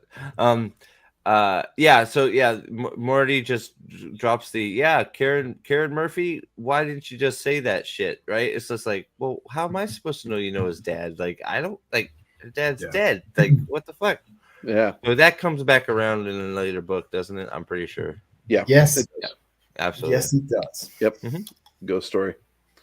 And what's the one? Oh yeah. It is Ghost Story. I don't think it's a bad. I Dresden stuff never a bad idea. I think you can come up with some cool, interesting themes. Oh. I think there's a lot to play with. If you find anything you like, you make anything you like. Let me know. I'll look it up on your channel because maybe we throw it in one of the intros we got going. Yeah. If you think you got a good intro theme going for one of these, yeah, I'll check it out on your YouTube channel. Throw a few, and we can pick one up and put it in. Is it Tom Cruise or Kanye West? I was just standing here. P. Diddy. I pulled out my gun. I'm sorry. Yeah. So Harry gets back to his place. Butters is asleep. Thomas was not very conversant, so Harry just opens the book and reads a little bit before falling asleep into a dream. And in his dream, he sees his dad, who's sitting in front of a campfire. And Harry kind of understands this is a little bit more than just a simple little dream. But as he sits down, there's a howl that goes on, and his dad says, gotta beware of the Jabberwock, which is weird. But ultimately, his dad is it's just a dream that his dad just sits there and comforts him. He gives him, if I remember correctly, he gives him a cup of coffee, I think. Oh God, I know it's something. I don't. Yeah. So in light of the short story Christmas Eve, having read that before I reread this book, that cup of coffee means a bit more. Was this part? Because the father scenes, they seem to be more than just him. Like, are they actually his father? Or is it Lash? Is it Lashy? Is it Lashio fucking around? I don't think so. No. Okay. I think it's his dad. I don't know that, but I don't think so. I think at the end of the book in his grave, it's his dad, 100%, right? Yes. Yeah. Sorry. Yeah. There's two scenes. There's 2 scenes with his dad. This is one of them here. We're at the right place there, Sam. That's right. Dresden, is Dresden your fucking favorite character? They ruined that. I fucking love Dresden, and the show's wait. Fuck. What would it be? Fuck. What? Fuck. The Dresden show would be Bob ABC? is my favorite character. Is it fuck ABC? Bob is my favorite character. Who did the Dresden Files show? Damn it. Okay. Well, Sci-fi. Fuck sci-fi. Bob is my favorite character. There you go. Okay. Right on. Thank you. Yeah. So, but his dad he's just basically just comforting him because Harry's stressed to the gills at this point. And Harry's feeling like he's all alone, and his dad tells him, "No, you're not alone." And then he just kind of coaxes him into this deep, dreamless sleep. So, it's just like it is a straight scene of a father with his young child having a nightmare. Well, and I have no problem believing it's his father here too, just because the veil and Mortimer and all this shit, everything ghost wise is really like in flux and in play right now, right? Hey, we're working our way there, brother. That's the plan. We're gonna watch the show and we're done. So I'm telling you, Steve, you won't last more than 2 seconds. Even if we just watch one episode, I gotta do one. I got at least. We got get through one episode. I watched 3 seasons of The Wheel of Time. 2 of them. Yeah, but this is one of them 3 times. 2 of them twice. Yeah, but that had production. At least it had production value. This thing. Oh my God, you're defending. Wow. Okay, man. I'm saying that they. No, I'm saying. Well, you. Okay. You be the judge. You be the judge. Yeah, we'll see. Yeah. Okay, man. Yeah. We're talking about Deadbeat. Yep. So Harry wakes up, and he and Thomas go to the beach for a run. And he's filling in Thomas on what's going on. This was a great fucking scene. I love this. It is absolutely, and so they argue a bit about feeding because Thomas has to kind of, do his little vampire feeding, and and he gets short with Harry. He's like, "You wouldn't understand," and he's like, "Well, then tell me so that I can understand." And he's like, "You can't," so. Harry gets pissed off at him at the end of the run, and he's like, "Okay, listen, we're going to race back, and if I win, you have to tell me." And so they start. Thomas says it. Thomas sets up the race. Thomas is like, "We're going to race back." Yeah, because it proves his point. Thomas is like, "We're going to race back to the car. You need to run as fast as you can, flat out. If you beat me, I will tell you what it's like." And Harry's like, "Deal." And then they run, and Harry's hauling ass. And, That's right. Thomas is losing on purpose, but keeping on his ass, right? And they're going full fucking tilt in the sand, just hauling ass. Harry gets to the car. He's like, "Fuck yeah." He goes to get a drink of water, and Thomas smacks the water out of his hand. And Harry's like, "Fuck you, motherfucker. I'm thirsty." And Thomas is like, boom. That's what it is. There it is. Yep. And Harry's like, "It's like that." And Harry's like, "Oh, well, fuck. Yep. I need some water. Go get some water." Right. Yeah. I need to go get some water. You apparently, Thomas, need to go get some right food. over there, Thomas. Fucking mount up. God damn, I'm gonna get some water. So I thought that was an awesome way. I think that was a very cool way to just sort of, because the reader immediately knows what the fuck he saw. I do. Yeah. Being some of anybody that's, well, I mean, I think everybody can relate to that, right? Just being thirsty as hell, your throat is just completely raw and parched. You haven't had a drink for hours, and all you want is a drink. Well, and then you're like, "Oh my God, this water!" And then it's just like, it's fucking pee. What the fuck? And you're like, "God damn it!" It goes deep. Right? I think it was a very cool way to make something fantasy with Thomas's thirst, and make it very easily relatable by an everyday thing everybody does, which is like quenching your own thirst. So I thought it was actually very brilliant, and it's like it makes you feel. It actually genuinely makes you feel like, wow, fucking Thomas is, he's dealing with it, right? Yeah. Well, and the fact that Thomas morally wrestles with that is a good sign for Thomas. The moral argument, period, on feeding just in general is there from the human aspect, because again, from the vampire aspect, it's moral to feed, Yep. But I think it was a level like understanding, and then also I think Harry level of respect, sort of like, okay, I get it, right? Yeah, it's a respect thing. It goes it goes deeper than that too. Like he chose water. So like water is the thing that we can't survive without that as well, right? Mhm. It's like you can survive without food for weeks in a desert, but as long as you've got water. And so like just as human, like to really drive home the point of like what it really means. So like when he slaps that water away, it's more than just water that he's referring Mhm. to, and it is perfect. It's It's light, right? I mean, it's light because if Thomas don't feed, if Harry doesn't drink water, eventually he's gonna die. If Thomas doesn't feed, eventually he's gonna die, right? So, he's taking right. like this is Thomas going, "Oh man, I feel like shit."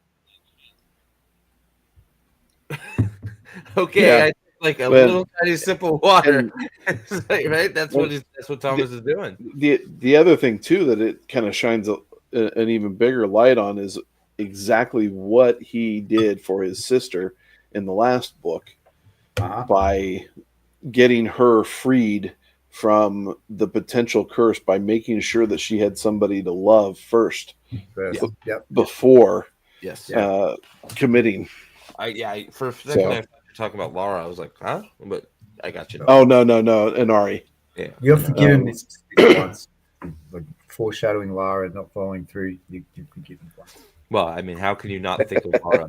Right? I mean, it's Laura. No, yeah. When you're right next to Murphy. Together, even at the same time. I mean, Murphy's a vanity for King Kate, man. So I don't even know what you're saying now. I'll dance in that party room. I'm good.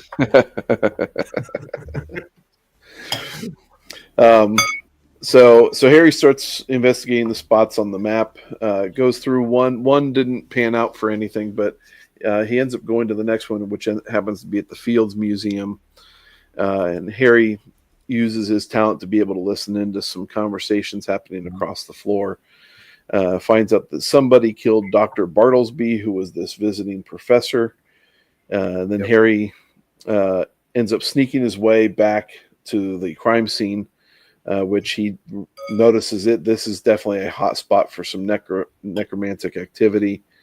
That there was some serious dark magic that was used to kill the doctor, and not only had it been used, but it had been enjoyed. So it kind of makes your skin crawl. Mm-hmm. And then Rollins all of a sudden shows up, but Rollins, Rollins is a cool dude. Rollins is a good one. Yeah. And he gives Harry a newspaper that has a picture of the doctor and his two associates. Yep. So Harry's got to look for those two. Yep. Rollins is basically like, you saved them babies, didn't you? And Harry's like, yeah. And he's like, all right, I'll help you out this one time. Yeah. Well, and you get Rollins's backstory in here because he gives Harry the benefit of the doubt because Murphy's dad had saved him from some sort of shit that, some monster when he was a kid. And so since Murphy's dad saved him and he knows Harry helps her, then he's perfectly fine giving Harry some space. Another Murphy dad, Murphy family connection. Interesting. We need more drawings. Mm-hmm. Mm-hmm. Yeah. Really... Less Rudolph. Less Rudolph. No fucking Rudolph. Yeah, agreed. Yeah. Oh, fucking yeah. So in the process of all of this too, Harry had asked him how things were back at the morgue and what went on there because he'd heard something. That's right. Rollins is like, nothing. What are you talking about? And so he's like, oh shit, I'm gonna keep my mouth shut. Yeah. So he goes and grabs Butters because now he knows Butters is safe to go back there since nothing was reported. We've done this. It's a different answer. It's a different answer for all of us. The answer is Lara. Lara. Fucking always. Oh man. Wrong. Could we kill Laura? I don't even think we could kill Laura. No. Yeah, but she would just find it hot. That's what I mean. Like Lara would find that hot, and it would just be even better. She'd So be just you like, can all right, you killed me once, let's go, right? Yeah, make it all. yeah. So I guess, yeah. So that'd be the kill, right? I mean, so You got problems, Dan. I know. it's okay. He embraces that. He embraces his he definitely does. He Dude, definitely So, does. Sam, just so you know, okay, we'll just, so it's gonna be debated till we're done with this, and then for a time after. Aldan, if you haven't figured it out, is a Laura Wraith person. I'm a Susan Rodriguez defender, and Nathan is a Murphy lover. Traitor. You won't. So okay. So let's see. So so I get it's I get Murphy has a job, so she could pay, so I could play video games all day. So Susan, it would be fuck Susan, marry Murphy, kill Laura for me, and of course Black Kane's answer to all this is Molly Carpenter when later in the series, Which is valid. which is late. Yeah, later. You You gotta add the caveat to Molly later. We got to get a few books before she can get on the list. But yes. Yep. So it's okay to be wrong. It's okay to be wrong. He's not. He's not. So, all right. So anyway, so they go back to the morgue. He grabs Butters. They go to the morgue, and they find out Bartlesby is fast tracked for the autopsy by the head honcho there. Yeah, which is weird. Man. So, right, yeah, and Butters goes back because his boss is doing another issue, and so he goes back and sneaks a look at Bartlesby and says, yeah, he's got some missing organs. He was flayed open and his quadricep muscles were torn off. But other than that, he's just fine. Nathan is gaining power, Aldan. Not torn off, surgically removed, I think is the word that you use. But sorry. Was it? Okay. They're like filleted. Yeah, filleted. Yeah, Filleted. Yeah. Filleted. Yeah, Nathan is gaining power, Aldan. We're in trouble because we got. It doesn't matter what anyone thinks, mate. Okay, I'm gonna quietly delete these comments. We'll pretend they were never there. Okay, moving on. Boy, call you prophet of the Amazon. Hey man, if you're not cheating, right? You're not cheating. You're not trying. All right, whatever. So we're in the morgue. Yeah, weird things are happening. Yeah. So, and Harry thinks this is possibly the use of some anthropomancy, which you're using body organs to tell the future, which is really, really dark stuff. And so Butters goes to look at the body that he has, that he had mentioned the previous night. Looks at that body. He says, "Harry, you need to just wait outside while I do this work." So he turns on the polka and gets to work. And while Harry's outside, Bartlesby's assistants show up. What's wrong with y'all? And the guard denies them access to the body, because they want him to go and ask the boss to let them see, and he's like, no. Boss says no. You can have an appointment in a few hours. And while Harry is using his listening ability, he finds out that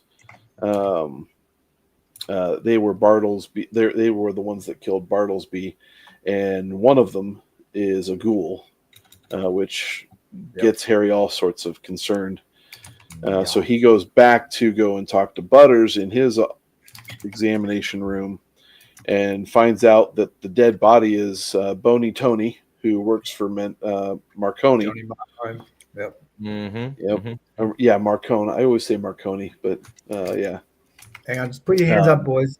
Put your hands up if you tried to do Dresden's listening trick. Yeah. If what? Yeah. Tried to do Dresden's listening trick. You just stood quiet and tried to listen in on somebody's conversation? Yeah. So like hone in on something like just not just listen to someone's conversation. Separate sound into like the one that you want to hear. that his listening trick. I've tried this in real life. I don't think I can get it. I can't do it. I know I can't. I I can't can't hear myself. I get just too distracted. So like if you're face to face with me and I'm talking with you, if I hear something in the background that catches my ear and it's really faint, that will be the only thing I hear. It's fucking annoying, but you know.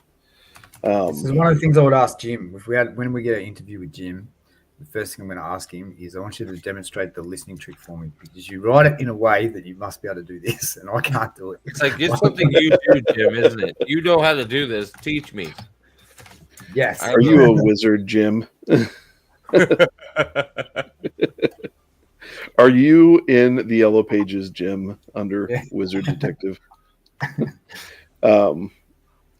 So Butters finds a jump drive in Boney Tony's throat, and so now he realizes that Marcone's involved, and he's kind of pissed off that he's got to now deal with that aspect.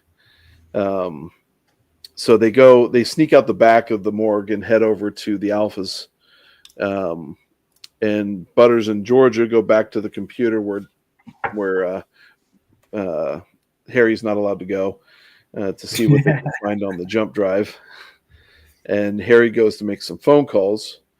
So the first is to his place. Thomas is there and says everything's well, no worries.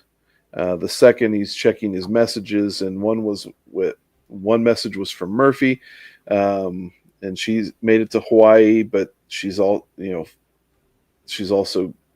being silly and flirty with Kincaid, so that's annoying as shit to Harry. He hates it. Yeah, absolutely. He hates it. And then the next message was from Sheila at the bookstore. And she said that she really needed to talk to him. And so then he hangs that up, makes another phone call, says, we need to talk, hangs up. And then then Butters comes out and says, okay, well, the jump drive was completely empty except for a file that had no data on it, but the name on the data file was just 16 numbers, and that's it. And then so from there, Harry goes to go get the Blue Beetle, because one of the other messages was Mike telling him that the Beetle was fixed up. And by the way, you get a mechanic that can fix a fucking car that fast, you hold on to that dude. Yep. Seriously.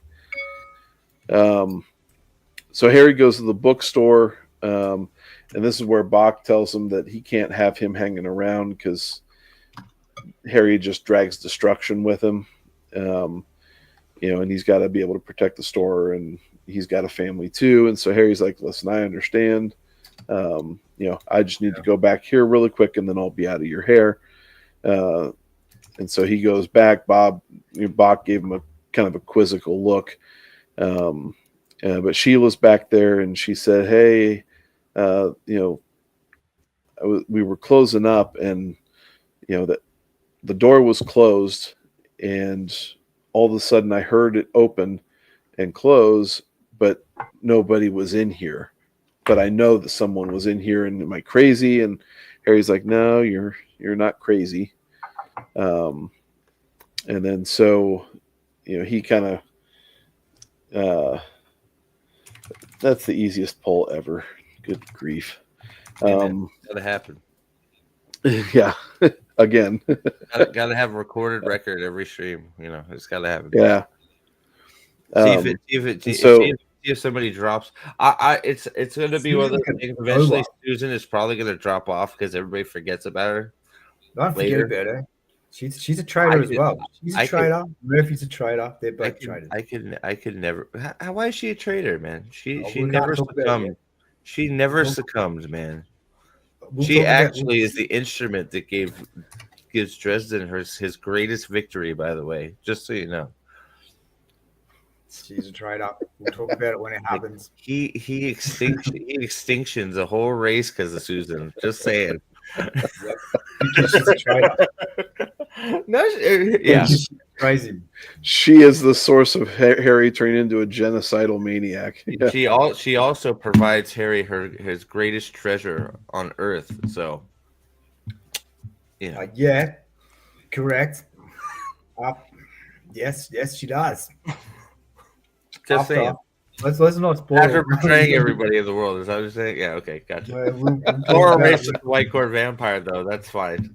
put a pin in the front, Steve. Right. Put a pin in the front. His duster.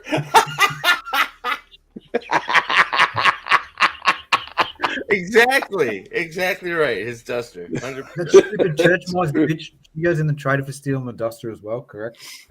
Yeah, and the Blue Beetle. Fucking bitch. Yeah. Oh God, I was so mad. That whole thing. I hated those two. She had a great accent. That was the only thing. She had a great accent in the audio. Oh God, I love that accent. Yep. Yeah, I was glad when the one died. Ugh.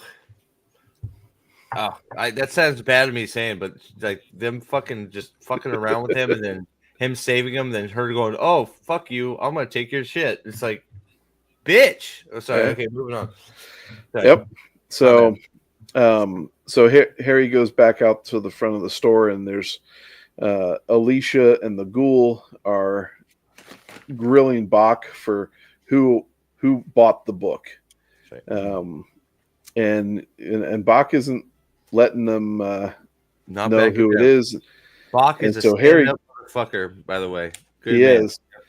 Harry goes up and he confronts them, and then plays it off at Bach, who caught on that Harry's like, "You were going to betray me." So Harry basically protected him in that instance so that they wouldn't come back after Bach. And then he just yeets Lee, who's the Ghoul, out of the front of the store, and then refuses to give Alicia the book. And then he finds out that she's just a badass bitch. And she empties the store of light, as Butcher writes. Fucked up magic these people are using. Yeah. I use the most fucked up. Yeah. I don't think he's been Harry's been in some fucked up situations against some powerful people. Yeah. I don't know that he's been this fucking the underdog this bad in the series yet. Has he? Correct. No, he's I don't think every single encounter he has had, he has been not even close. Outclassed by a mile. Oh, I mean, absolutely. If we knew more about Nicodemus, we probably would say that he was in and be over his head there as well. But I think he is, but I think Nicodemus is also Nicodemus is sort of like doing a dark one from the Wheel of Time. Is like, I'd prefer to have you have a coin and be on our team. Yeah. True. Or I'm willing to put up with some of your shit. I don't really want to kill you yet. So we have, you know what I mean. So Nicodemus really hasn't we haven't seen his final form by a mile, right? Yeah, that's what I'm saying. If we had, agreed, 100% agreed. Yeah. So, let's see. So so he refused. She tells her that he had refused Gravaine's offer.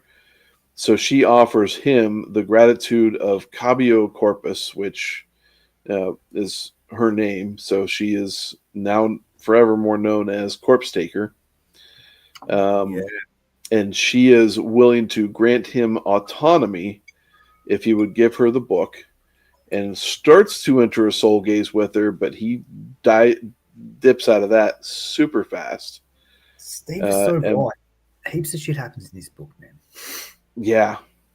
And then she threatens to basically just destroy his mind, and just starts to invade with her psychic abilities. And she's good at it. Kicks her. She's very good. He kicks her out initially by building up a brick wall in his brain. Yep. It's cool sort of seeing psychic defense, and she's like, "You fucking rookie, right? She ain't stopping me, bitch." Yeah. Well, she laughs and she's like, "Oh, they're still teaching that at the academy." you know. It sort of teaches, it Um, sort of gives you like, so it makes you think like, okay, well, she was in the program a little bit, you know, if she knows. At least for a bit, yeah. Yeah. yeah, And she absolutely. and she's old too, right? Do we even know? Like, we didn't even have an origin story for her. I don't think, do we? No, I don't. I don't think we're ever clued into how old she is. You For just know that corpse she's been Hunter? around. I'll look see Yeah, if I can find anything. I don't think we do, especially, and Yeah, I don't think we ever I got an think the origin story comment we for her. get is we don't know because she takes corpses so much. Yeah, that's Yeah. We don't. They don't really know. He doesn't have an idea. She could be thousands of years old.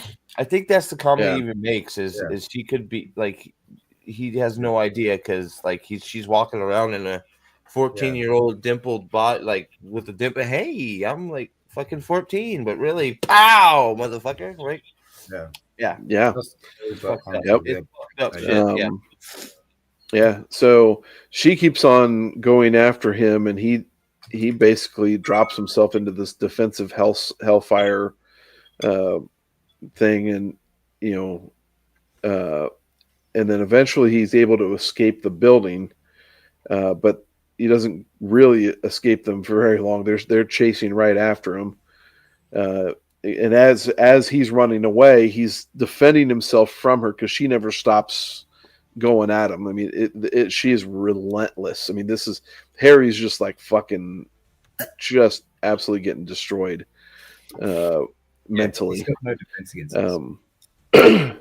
And then he ends up getting shot in the calf or speared in the calf, or it was a shuriken. yes, shuriken in the calf.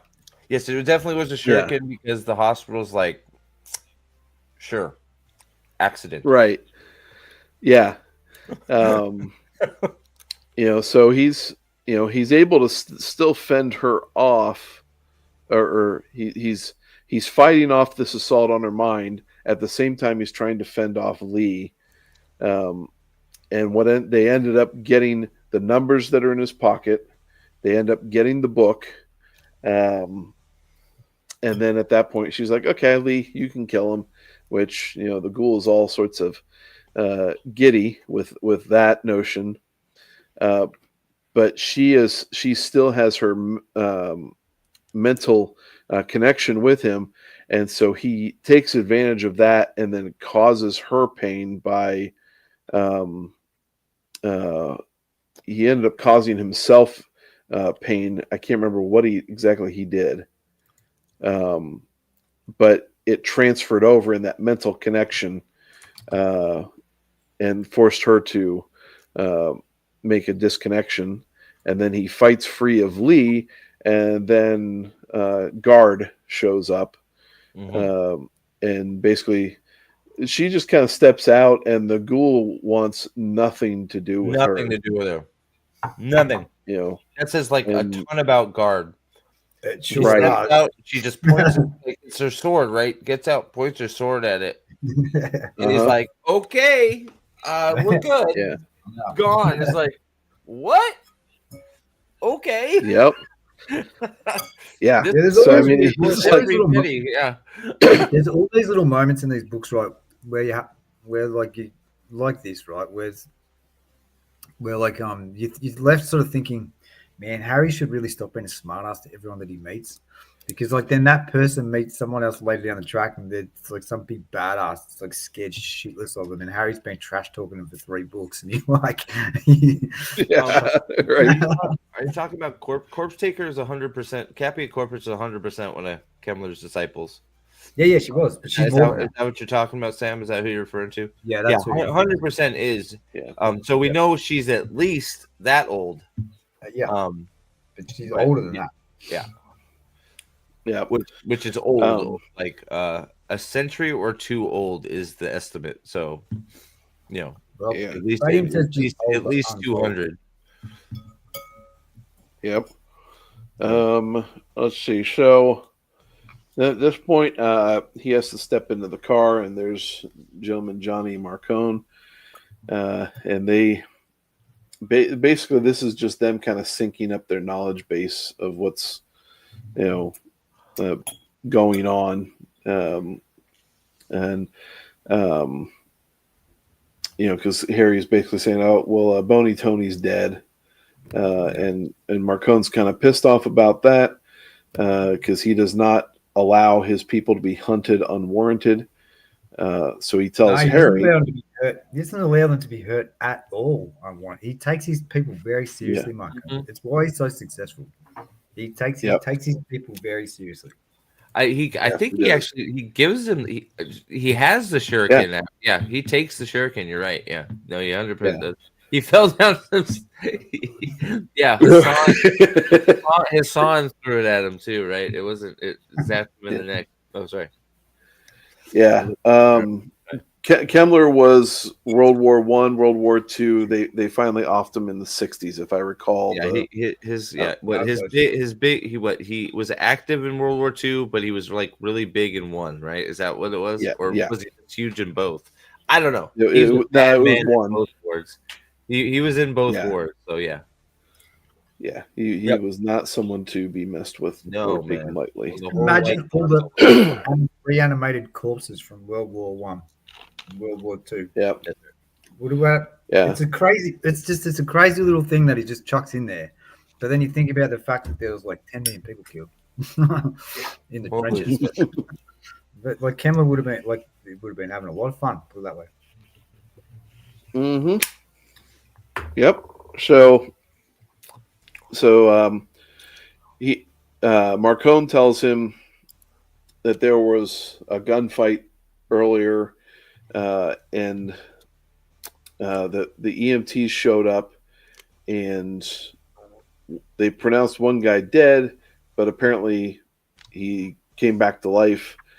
So he wants Harry to go talk to the EMTs because that might provide some useful information.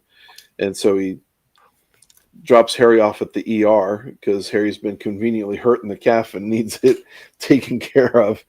And he can use that to talk to the EMT guys. So at said ER, Harry gets it looked at, and gets patched up, and ends up talking to the EMT guy, and he said they got to the scene. The man was already dead, and then this woman in a cloak appears, who Harry is very quickly thinking, oh, this is Komori. And the EMT guy says it got cold as she stepped over the body, and then it came alive. And he said it wasn't a miracle, it was wrong. And like his partner that was with him didn't come into work because he was too busy at the bar getting drunk. And he's like, and that's where I'm going after my shift's up. My spirit animal. So, right. And so, so Harry believes that's Komori. And the question becomes, why is Komori saving lives if she's a necromancer? Could this magic be actually used for good and not just be an evil thing? The council took out Kemmler 6 times, believed. It was a lot. It was believed that they got him 6 times, and it was so 5 times they were wrong. The 6th time they got him right. Yeah, wow. That's crazy. What a fucking man! Kemmler. What a scary fucking dude, right? Confident bad dude. Yeah, almost want to have a little book there. What was it? He's a straight up worst necromancer ever.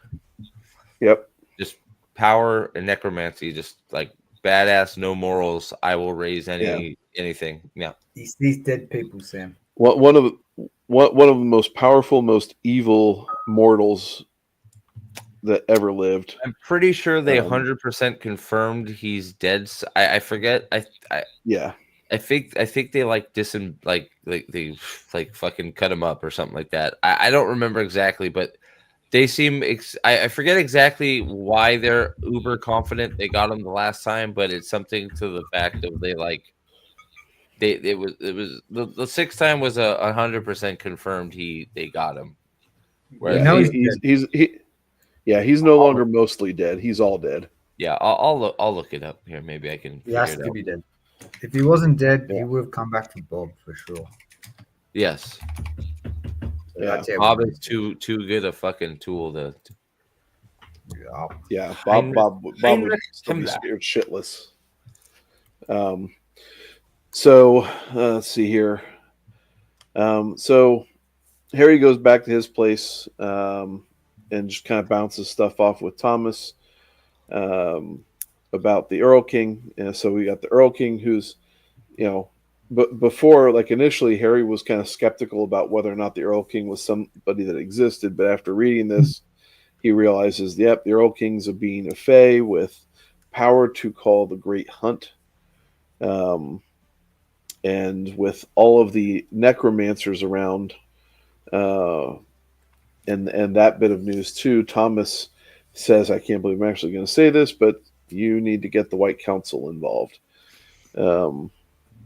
And Harry's like, no, Wait a second. gotta wait on that because I gotta still make sure I'm protecting Murphy. No, real quick, 1 second here. Yeah. The note here, and I don't know that because this is the I guess the fandom page for Dresden. It says Himmler was responsible for World War One. Did he start World War One? Oh yes, In the yeah, book? it did say that. Oh, I forgot that. Yeah. How did he do that? Apparently, Archduke. I don't know. Yeah, it says he was responsible for World War One. So Yeah, didn't go into details, but it did say that he was responsible. vanished after World War One, then reappeared in World War Two when he animated mass graves and rampaged through Eastern Europe. It's uncertain how many he actually killed. Yeah. Come on, I want to say that's a movie waiting to happen. Just that. Let's see that. Let's see that on the big screen. Can we come back? Dude, like hell yeah. He is referred to as the most powerful warlock and necromancer of all time. We can call it Considered to be Kemmler Files. Yeah, yeah, that won't get us canceled immediately. Heinrich Kemmler, yeah, that does. Yeah, that's gonna make us a lot of friends. Sam reckons there's a 50% Oh man. Yeah. Let's see here. So Harry's like, I need more information first before I get the council involved. So I'm gonna go talk to my godmother. So he gets the summoning circle together, and he calls for her, and she doesn't show. And then Mab shows up. Yes. Oh. Do we put the Fae? Are the Fae in our like ongoing discussions about the hottest chicks in Dresden? We haven't really. I mean, Mab hasn't made the list yet, but which is insane. That's why I figured. Or his godmother. So I figured that's why this list was eventually going to like change here. Because it's not Lara. It might be the Lalanchi. I mean, the Lalanchi and Mab are like. Mab and Harry like. Oh, yeah. Come on. They have a moment. later, Mab and Harry have a we'll just say a moment on a certain table in the sky. The poll is it has a runaway victor so far, and we're all wrong, according to the poll. Molly Carpenter is killing it. Oh no God, way. God, Molly! Oh, I can't believe that. She's 20. She's limber and she's a goth girl. I mean, I sort of get it. I mean, fucking vampire. I swear, I like. Look, I can't really either that or Black Cane made like 8 accounts.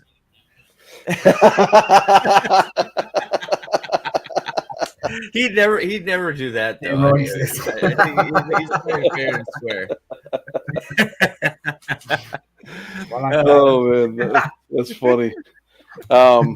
Yeah, so Mab shows up and tells Harry that he's bound her godmother to teach her a lesson, which is like, fuck, dude, that's crazy.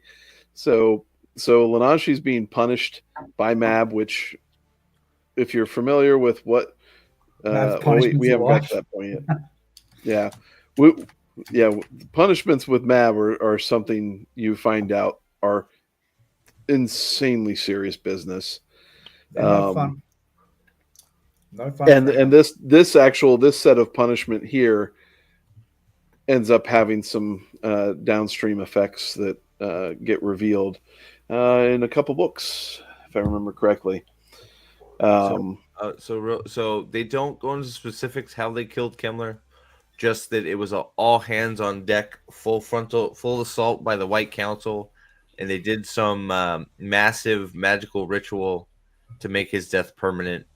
And they killed him real good.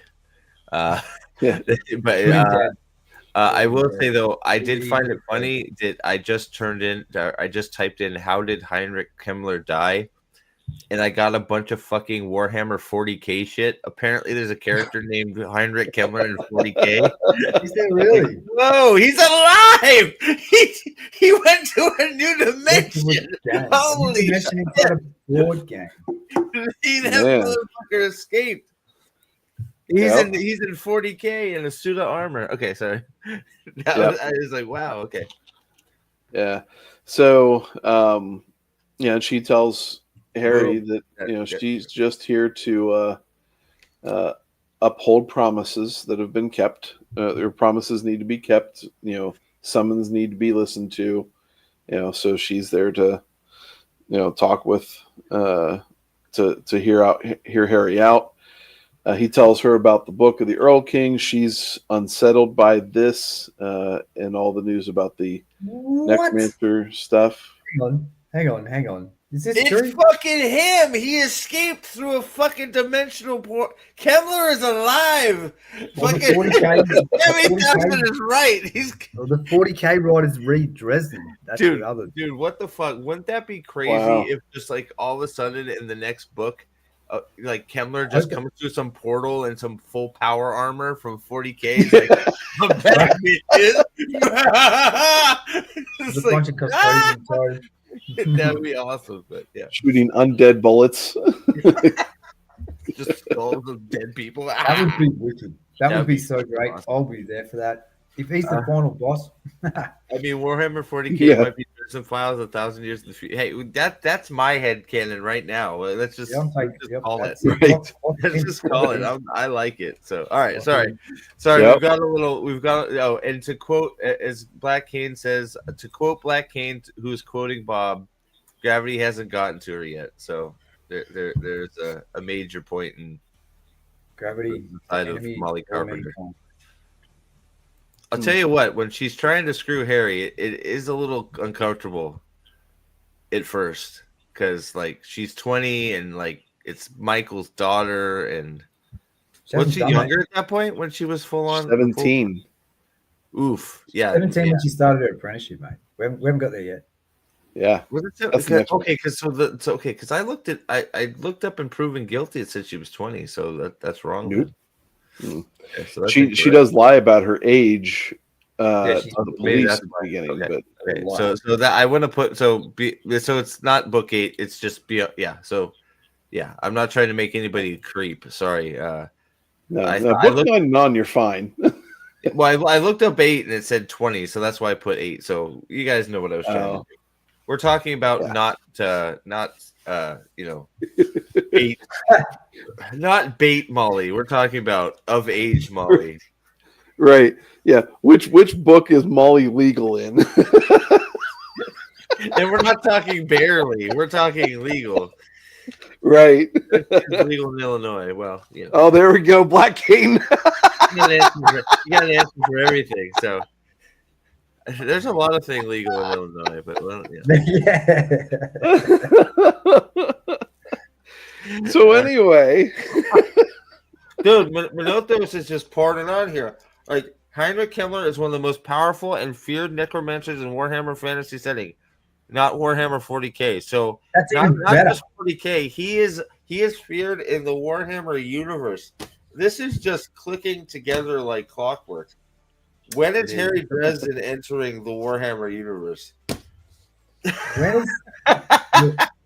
Well, Henry Cavill's making a Warhammer TV show, so like Pray, we should pray, expect to see some camera action. please God, yeah, that would be Yeah. awesome. That'd be great. Sorry. Okay, moving on. Sorry. Yep. So, so she tells Harry that basically the Earl King, he calls up the Wild Hunt is basically him. He calls up past hunters, and they go and wreak absolute havoc. You know, lot of death in the process. And he's the more information that he's asking her for, she's not going to give to him unless her request for him as her knight is accepted. Oh yeah, that's right. He What's that? when did that go down? That was that Death Masks when that? 4, 5. What the favor? When did he? The Oh favor? no, that was book 4, Summer Night. Ages ago. Yeah, okay, yeah. What the We favor? haven't actually seen Matt for a while, have we? Mm-mm. She's been out of the picture. Yeah. bro. No, this whole news that you see her show up with the knife and you're like, uh-oh. Yeah. Yeah. So, you know, the fact that the offer still stands tells Harry that she hasn't replaced the knight, which means the knight that Slade still lives. And he's like, shit. His intestines out and back in and out and back. Oh my Right. God. Like, wow, that's like, oh, She's messed up. that is fucked. Like, talk about just, yeah, okay. Yeah, Talk about moving justice. on. Wow, I don't even want to. Yeah, that is bad. Sorry, moving on. You won't do it again, Willie. So, yeah, Harry rejects her again, and their discussion continues. Though, like Kemmler and his heirs, they don't just want to, or the purpose that Kemmler and his heirs had, they didn't want to just raise the dead; they want to consume them and make them like gods. So that's the purpose of the book for the Word of Kemmler. So he's like, oh shit, this is getting so much worse. And I thought this was bad. It's fucking bad. Always get right. Yeah. And then as a parting note, she lets Harry know that he still owes 2 other favors, and then she leaves. Bye. And then so he, as he's going back in, as he comes back into the, you know, away from the summoning, he hears a drum beat, and all of a sudden the undead are approaching. He's like, well, that's shitty. He's like, oh. So,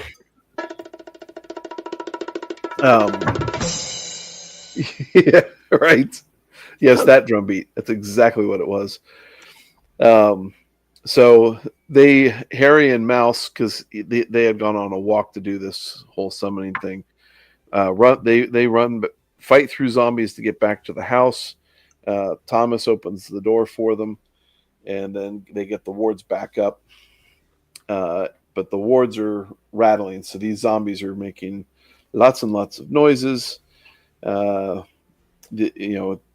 us, he tells Thomas and Butters that the wards were meant for magical attacks, not these continuous physical attacks. So the zombies will just keep hitting and dying, but eventually it's going to break down.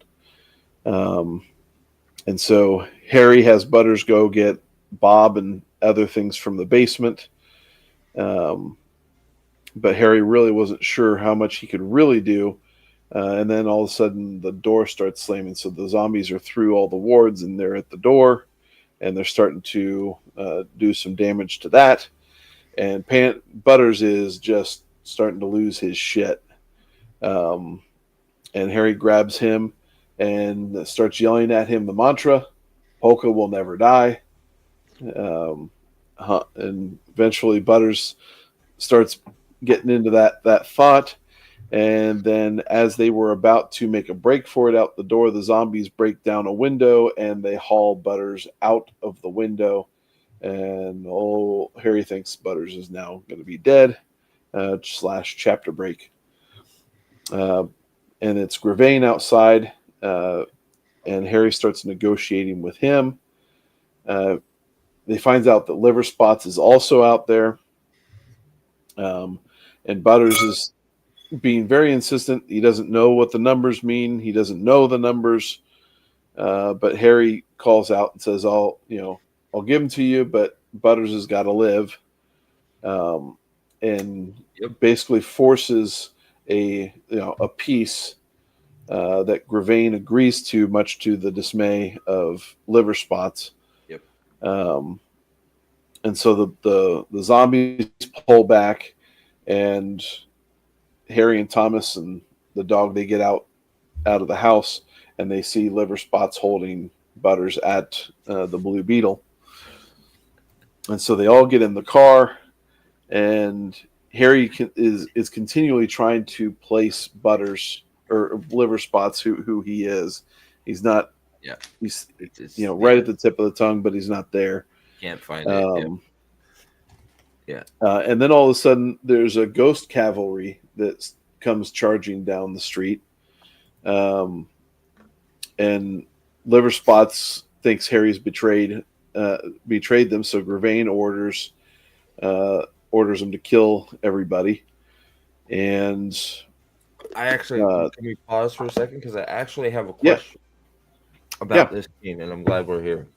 So both Gravane and Harry have made a promise on their power.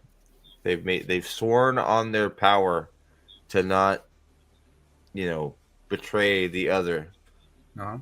Is it because, which ends up going out the window, is it because the third party acted and they ended up, like, in the act of defending themselves, they went after each other, that nothing happened to them? Or is it because it's their belief that they've done nothing wrong, that nothing happened to them? Because I know making those... Because intention.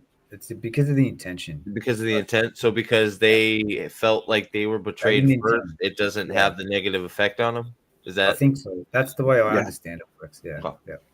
Okay. Yep. That's what I figured, but I thought I'd ask to see. I wanted to see how you guys interpreted it too. Yeah, that's what I'll do. That was my interpretation, because my initial thought was like, well, shit, shouldn't this fuck with their power level? Yeah. But if it was like, I think all bets are off once the agreement gets personal belief of them doing something, but Well, that falls in line with magic being a belief-based operation. Right. Yeah. If you believe that something happens like that, then then you're good. Okay, that's what I figured. Just wanted to make sure that's what you guys were thinking too. You wouldn't want any Democrats having any kind of magical power in this. They could commit themselves. They'd just be throwing that shit everywhere. They think they bring down towers. Hearing that door come down would be quite the that big ass metal door. That had to be terrible. Yeah. There are quite a few parlays in this book. I found it is interesting that none of the necromancers really want to kill Harry, except for Liver Spots ain't a necromancer. The corpse taker is fine killing him. But she wants him to join. Gravane wants him to join. Cal and Kamari just don't. Elite. Yeah. Kamori, they just want him to disengage. Yeah, they respect him and don't want to kill him because it would be a shame to waste his talent. Was basically. Yep. Why did I hear parlay and drunken pirates speak? Well, I'm not drunk, so I mean. Parlay. A long time since you've been. So they fight their way free of Liver Spots, and the cavalry coming through kind of helps add to the confusion. They get the beetle going and drive away through the charge, and then head over to Murphy's. And then they notice that the lights of Chicago are out, and Harry realizes that the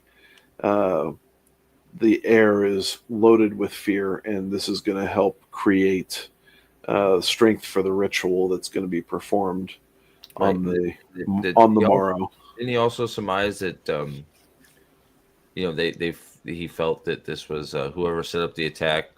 Was it whoever set up the attack, or somebody was pulling the strings so they could be left alone to work this magic? Because this magic was very extremely complicated. It wasn't something easy to pull off. Yeah.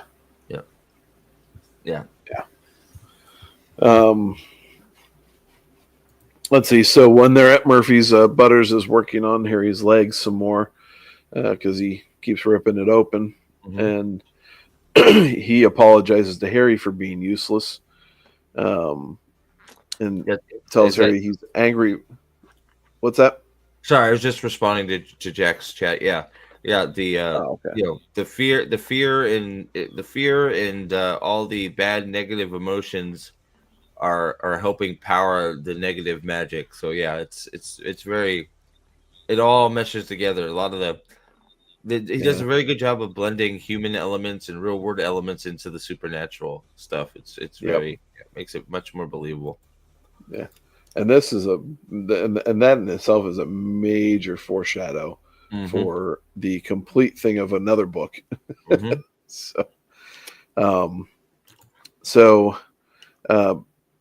is Butters is angry. Is this where Thomas and Harry have this conversation about Butters?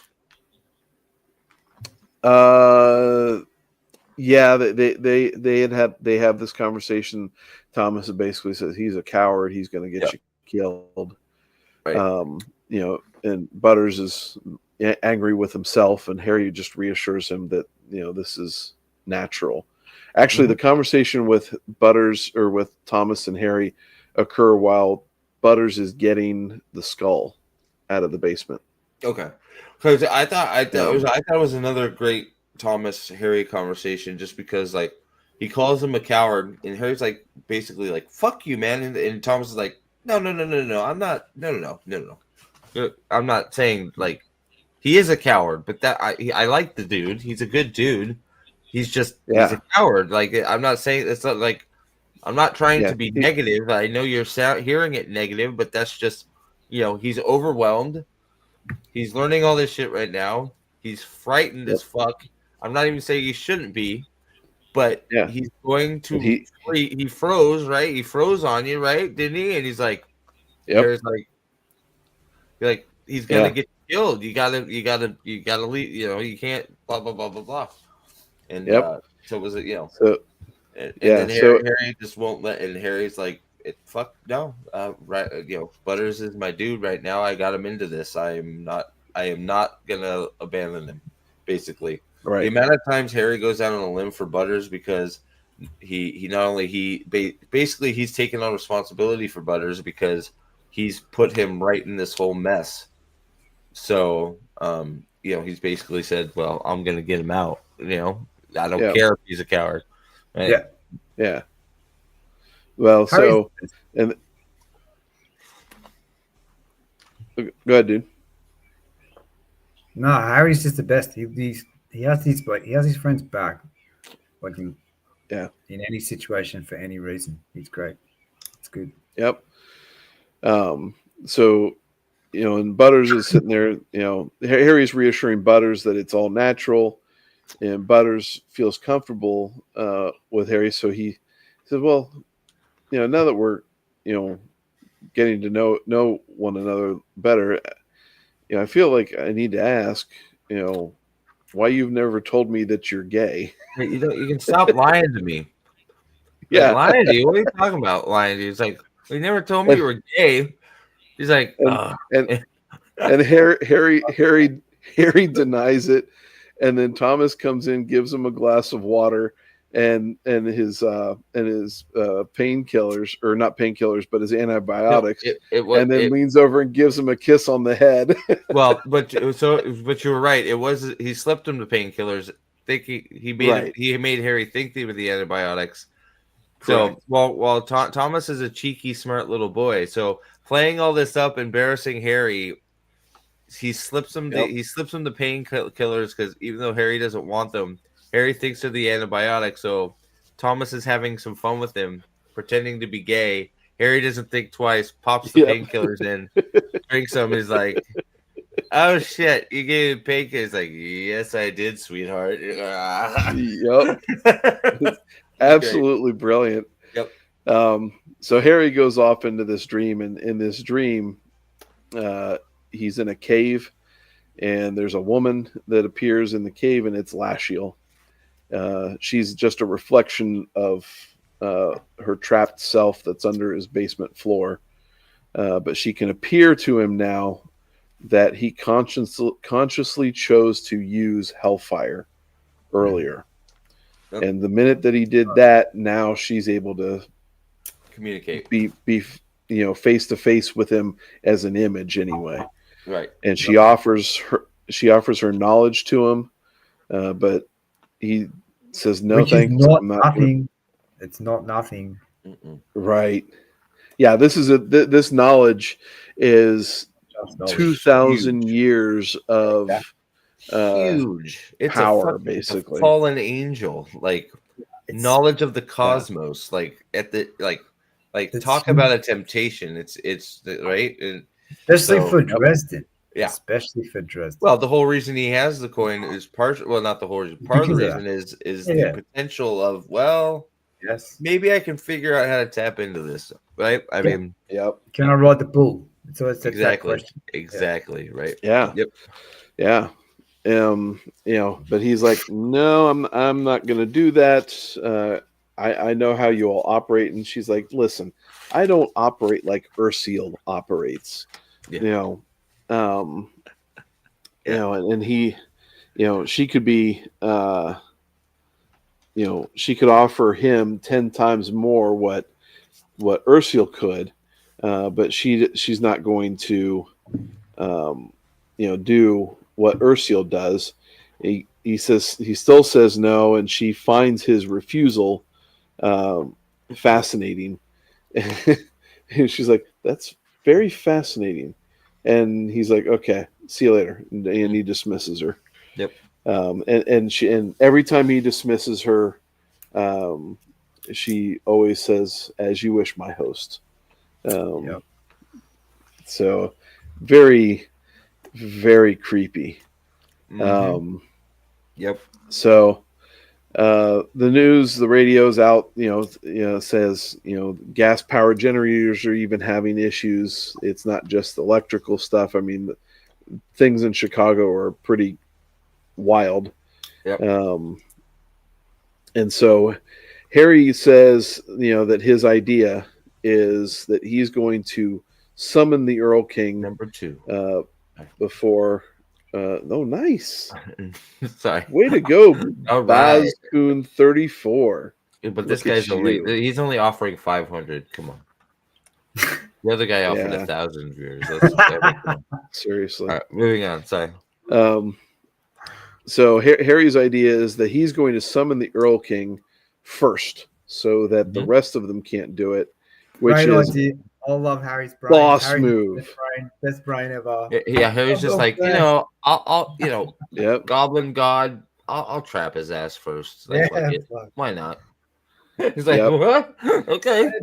No, but it's like thinking about especially like who the Earl King really is. Like, it's when we find out even more about the Earl King, that just makes it even better. On top of just being like King Goblin, not only is he King Goblin, one of the most power of the Fae, and leader of the Wild Hunt. There's even more. We won't talk about it, but yeah, just the tip of the iceberg, right? Yeah, it very much so. And Harry's like, fucking YOLO, I'll summon him. I've got this. Like, I got this. I got this. Shit. I got it. Yep. It's like, well, the funny thing So- is just the fucking nutsacks on this guy, right? He's like, I got this. If I had a month, I fucking totally got this. No issue. Like, fucking Right. definitely got this shit on Yep. lock. If I had a month to plan, fuck yeah, I could trap this I motherfucker. don't have a month, but I still got it anyway. But, a few hours, Yeah. well, we're now 50-50, but I'm pretty sure we're going to We'll land do on it the right anyway. side. I'm pretty sure we're Yeah. going to land on the right side of the 50 because, yeah. He's basically looking over his shoulders, looking at C-3PO, saying, "Never tell me the odds." Yeah, he's it's like, I "Fuck got this this. shit," I got this. I got it. Yeah.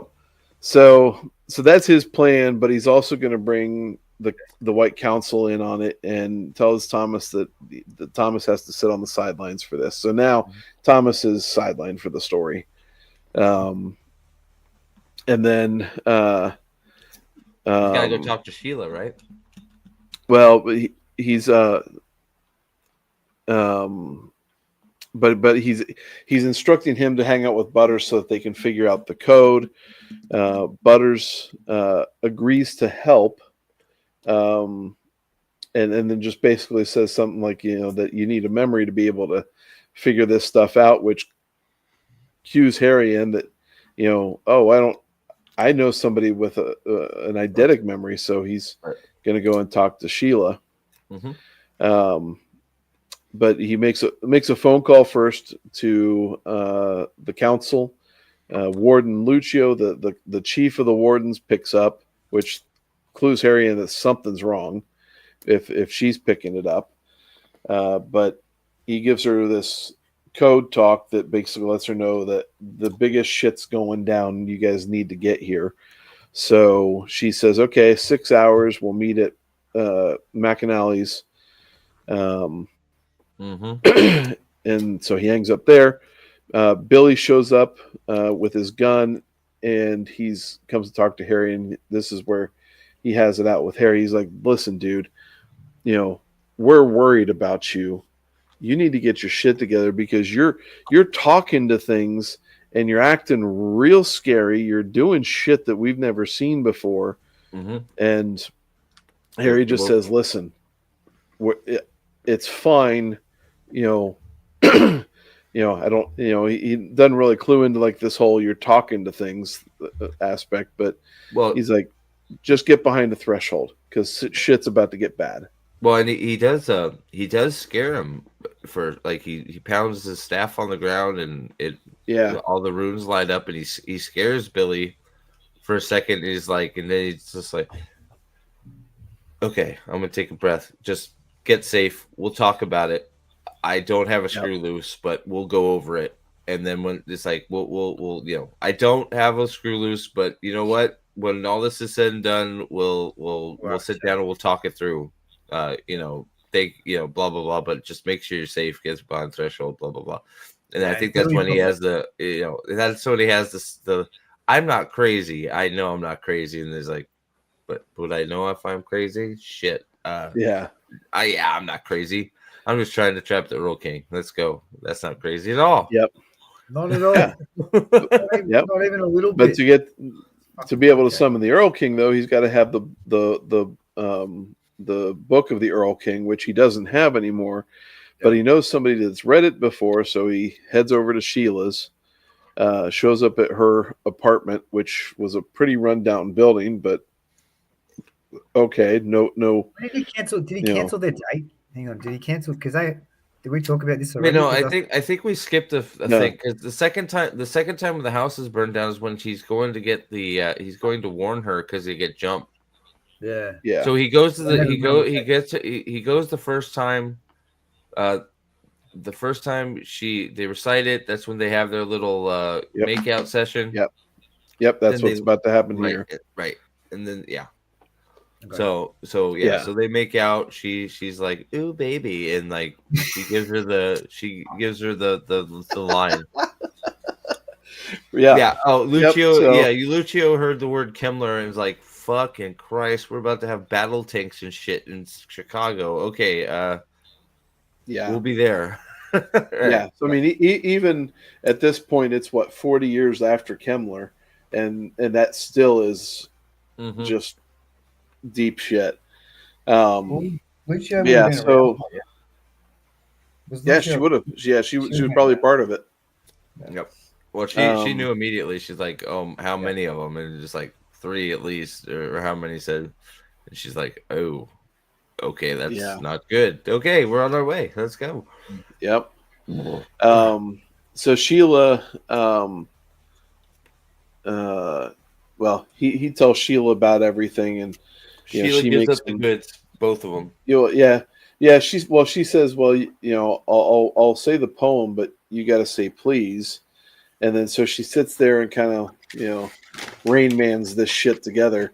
Yeah. But what's interesting is the beginning of the book or the poem. She says, "Oh, Peabody compiled these essays." Yeah, Yep. Which, That is another little pin drop. You gotta yep, save that one back there. Yeah. yep. Mm-hmm. So then she speaks the poem to him. You know, he's very careful in writing it down and making sure she's got it right. And then, you know, she asks him if he needs anything else, and then leans over and plants a big one on him. And Harry was sitting there saying, oh baby," and then the other part of his brain's like, "Oh wait, I got to stop. I've got shit I've got to do." And so they put a pause in the festivities, and he gets going. And on his way down, Komori down the stairwell, Komori appears to him, holds him, with a knife, I think, and says, "Be still or die." And he notices her watching his, or she mentions the ring and his bracelets, and so Harry's like, "Oh shit, she's got to be part of the council." Mm-hmm. Who is this chick? Because he hasn't seen her face. She's always had this cloak over her face, so he's never seen her. Another parlay. Yep. Yep. So they agree to a truce, and he informs her that Corpse Taker has the book, and then she says, "Hey, listen, Cowell and I both want you to leave." Cowell says, "Withdraw, or he's going to kill you.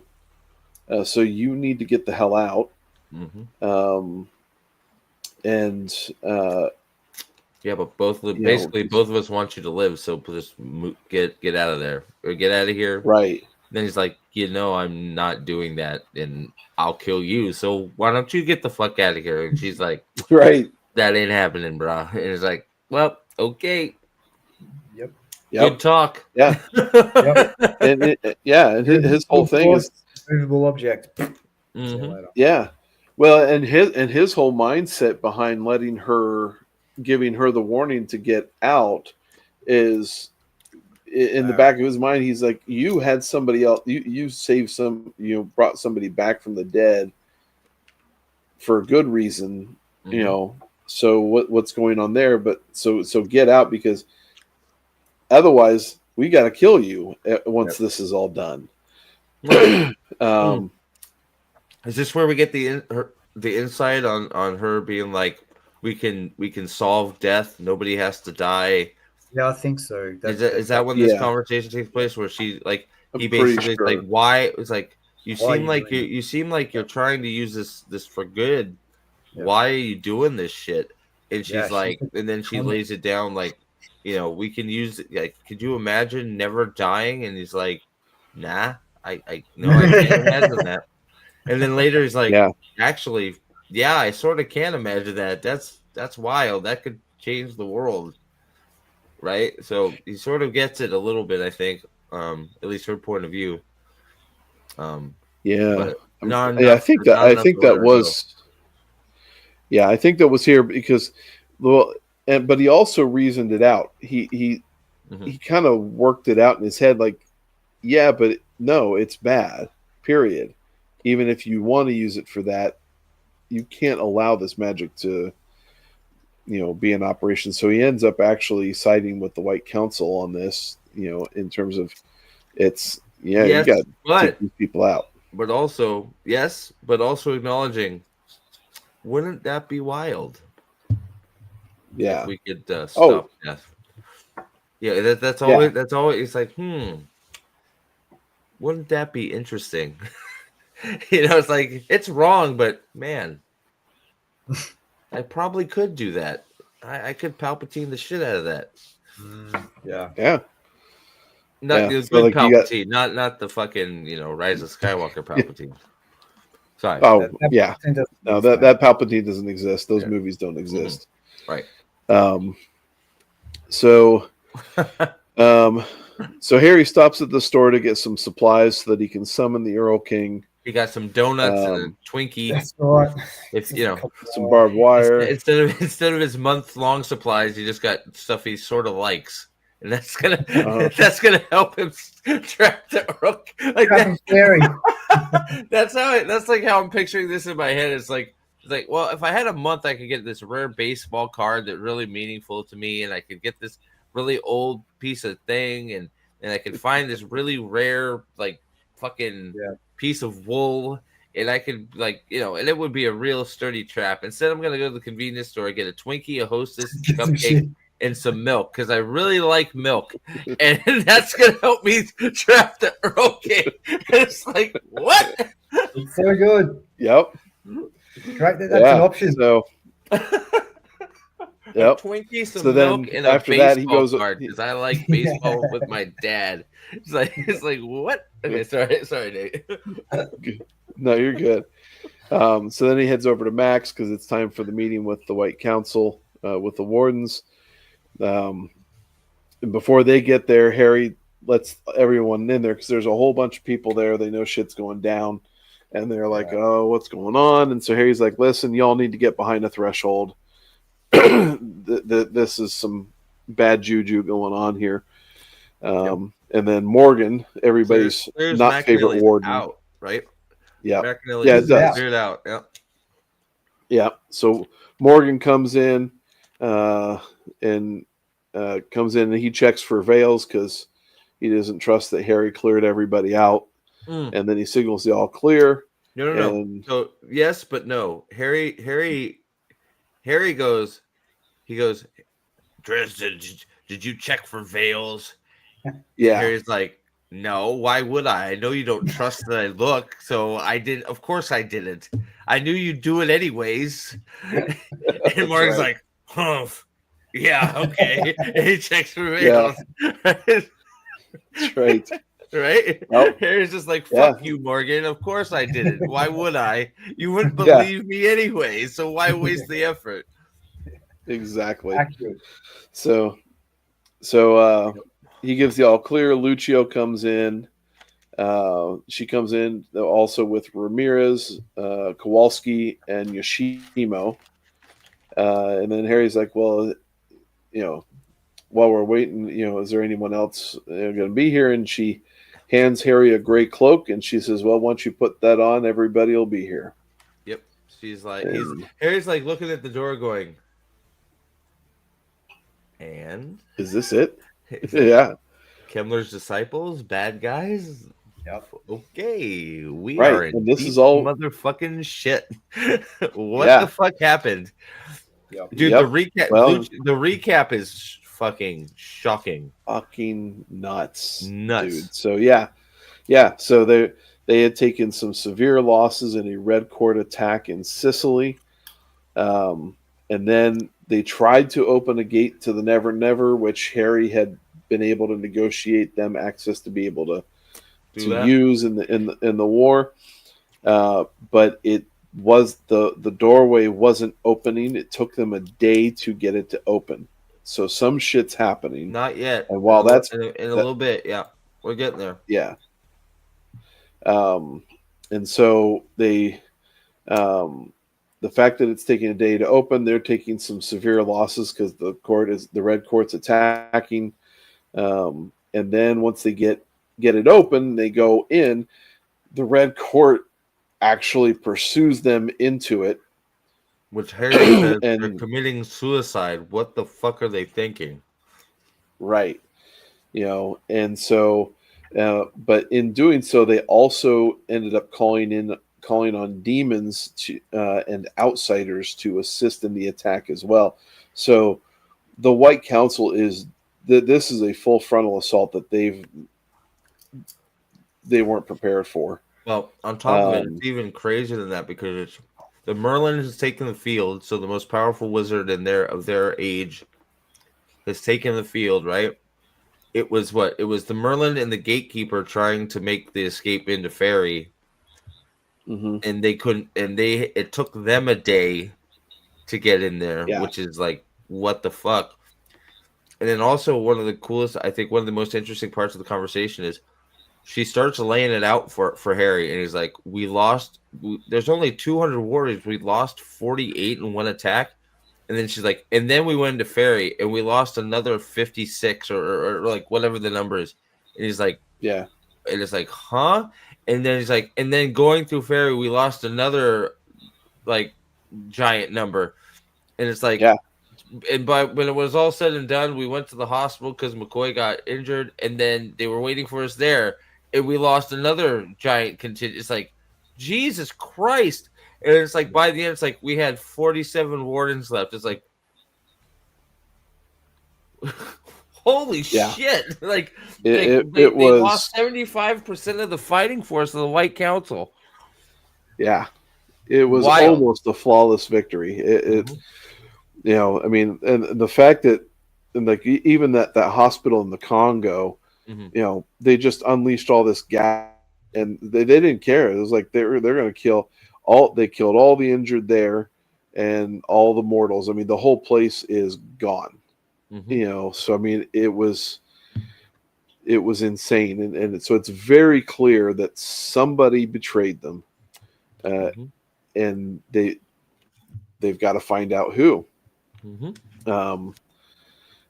You know, so at this point now, the main objective for the White Council is that the senior members need to be protected. So they're holed away. They're not coming out. Is this where Harry suggests, or is it late? I think it was after it was all said and done. Harry's like, these events were not a coincidence. This was all orchestrated. It's at the end. Yeah. It's at the end, right? Yeah. Yep. So, and then so before Harry even thinks about accepting, he pulls Lucio aside and says, "Listen, I don't want to join because the Merlin and the Merlin and Morgan treated me like complete shit, and they've been after me the entire time. And this actually takes Lucio by surprise." When he I forget what specific act that Morgan did. Like, Morgan set me up, and Lucio's like, "Excuse me, what?" And she's like, "Stop playing dumb. Morgan did this. He's cheated. He's done this to try and get me for shit I haven't done. He's physically like getting pissed." And Lucio's like, just like, and looks at Morgan, and Morgan's like, because this is all stuff that happened at the beginning of Summer Night, because that's when McCoy says, "Listen, the Merlin's going to come at you in three ways." And so there was the two, and then the one trick by Morgan at his apartment. You know, so I mean, it surprises Lucio, but she tells him that, "Listen, me giving you this cloak is not an offer. This is a command. You're taking the cloak." And it's a command in order to. He has to. Yeah. I think Eldan said he has no choice. Yeah, he has no choice. Yeah. Especially when you know, like, the inner workings of Harry's brain, and like Harry's like very much he throws around and does things off the book all the time, but he also has like a real deep-seated respect for the laws of the magic and that sort of stuff, right? So like he's got no choice here. He has to take it. Yeah. Well, and she says really that the order is also twofold. It's not just, to get another number in there, but it's also to protect Harry. It's to repair his reputation within the council, and it's also to encourage these new recruits that they're bringing in. And not only is he now a warden, but she's also giving him Chicago. Protector and ruler of Chicago. Not ruler, but right. So I mean, he's basically like he's the Midwest guy out of the 4 wardens in the United States, the 4 district leaders. Mhm. He's got the Chicago office. He's the warden of the North. Well, she wants to use him for recruitment as well. He's like the Captain America of the bloody. He is. All the youngins are Yeah, his legend is growing with each act of defiance. Yep. So he gets back to his place after the meeting, and Thomas and Bob thought that he had killed a warden and took his cloak. That was funny. Yeah, right. Or well, Thomas's reaction was actually quite interesting. He's like, "You're a what?" He's like, "The fuck," like, because he's like, "The fuck? You're a warden? What the fuck?" Right? Because like that, you know what that means for Thomas, right? Yeah, like Thomas, like, absolutely. Does that mean you're fucking, like, it's like, what's this mean? And it's like, it's just a fucking cloak, bro. It's like, calm down, right? All right, basically, but So, Thomas had found out a bunch of information about the Native American artifacts at Mitchell College, and he found that out through his sister, which he told Harry that basically Harry blackmailed Laura at his, through him. So he unwittingly blackmailed Thomas's sister. So that's going to piss her off. And then Harry's like, okay, well, you guys stay in here. I'm going to go summon the Earl King out in the backyard. Yep. So Harry gets out this barbed wire and my barbed wire for my so he gets that barbed wire all set up, calls on the Earl King, and the Earl King appears and requests that Harry release him. Harry says no, and then after a second demand, Harry tells him no again, and this conversation is great. It's so good. Harry and the Earl King. Oh, it is thee. It's like, what? You know me? All right, I'm famous. Sweet. Right.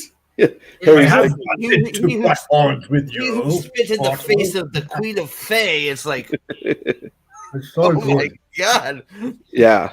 He's like, all right, mount up. Let us go kill. It's like, yes. No, we're good. He's like, what? Well, perfect. Let's go. Let's kill some shit. He's like, but the two big things that he says though is like the first thing he says is, "Oh, it's you who denied Mab," so that's a big deal in Fae.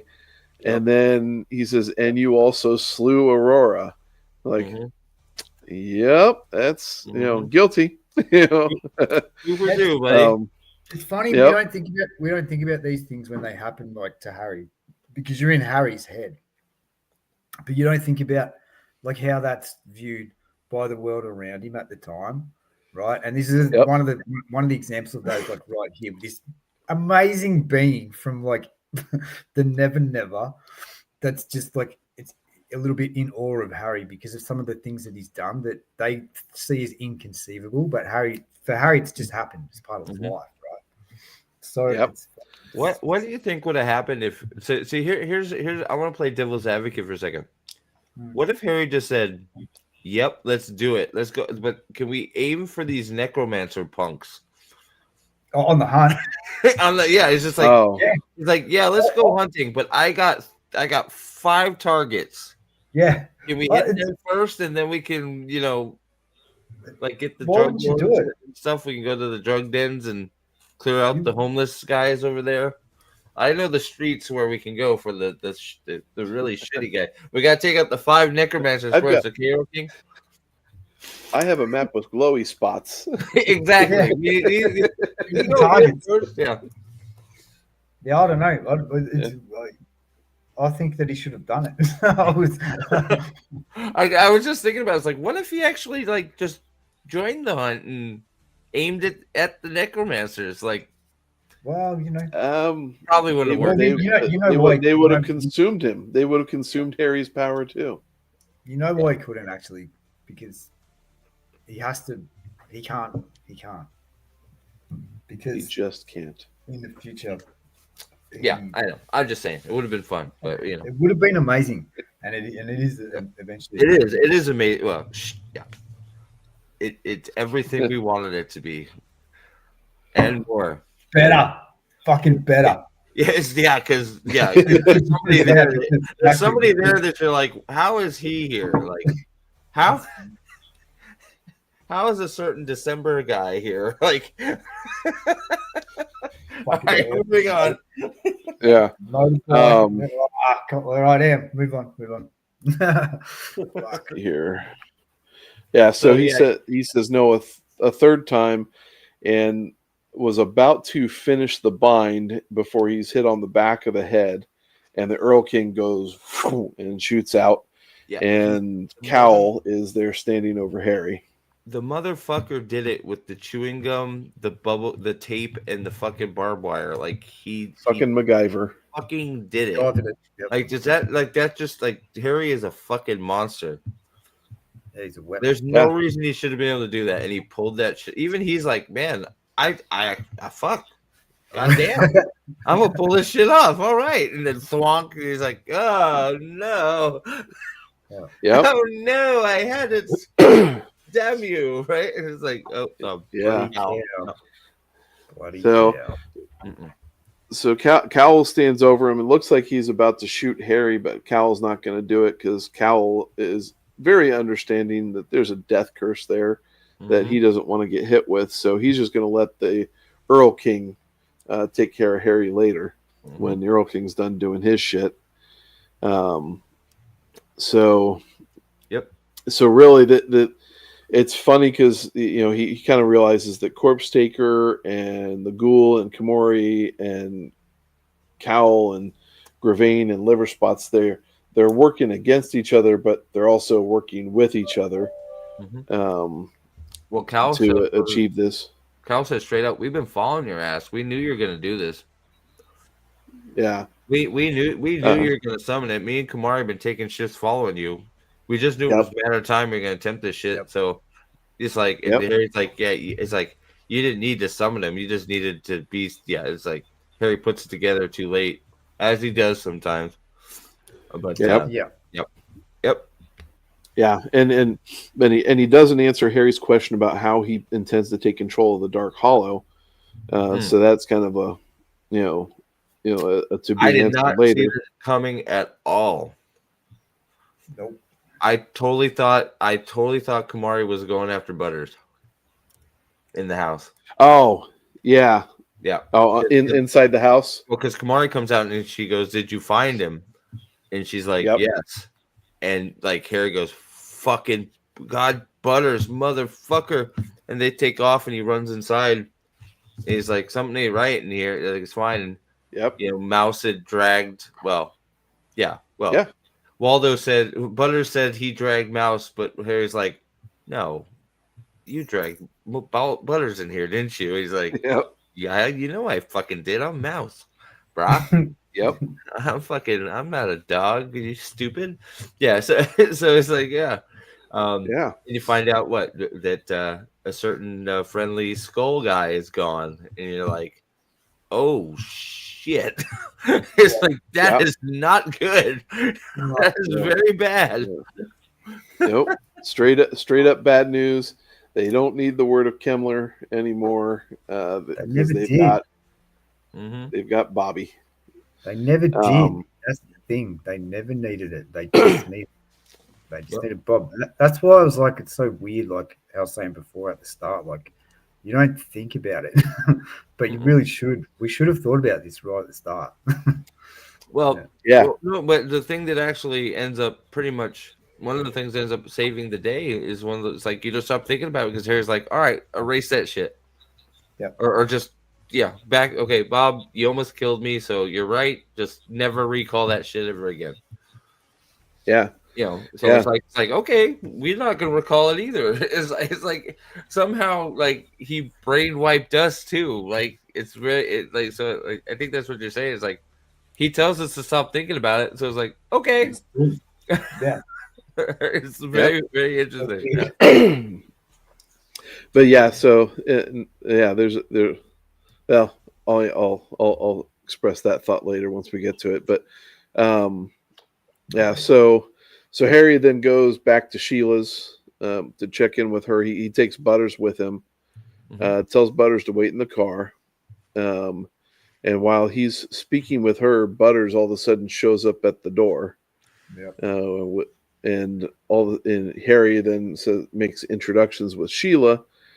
And Butters is like, who are you talking to? Because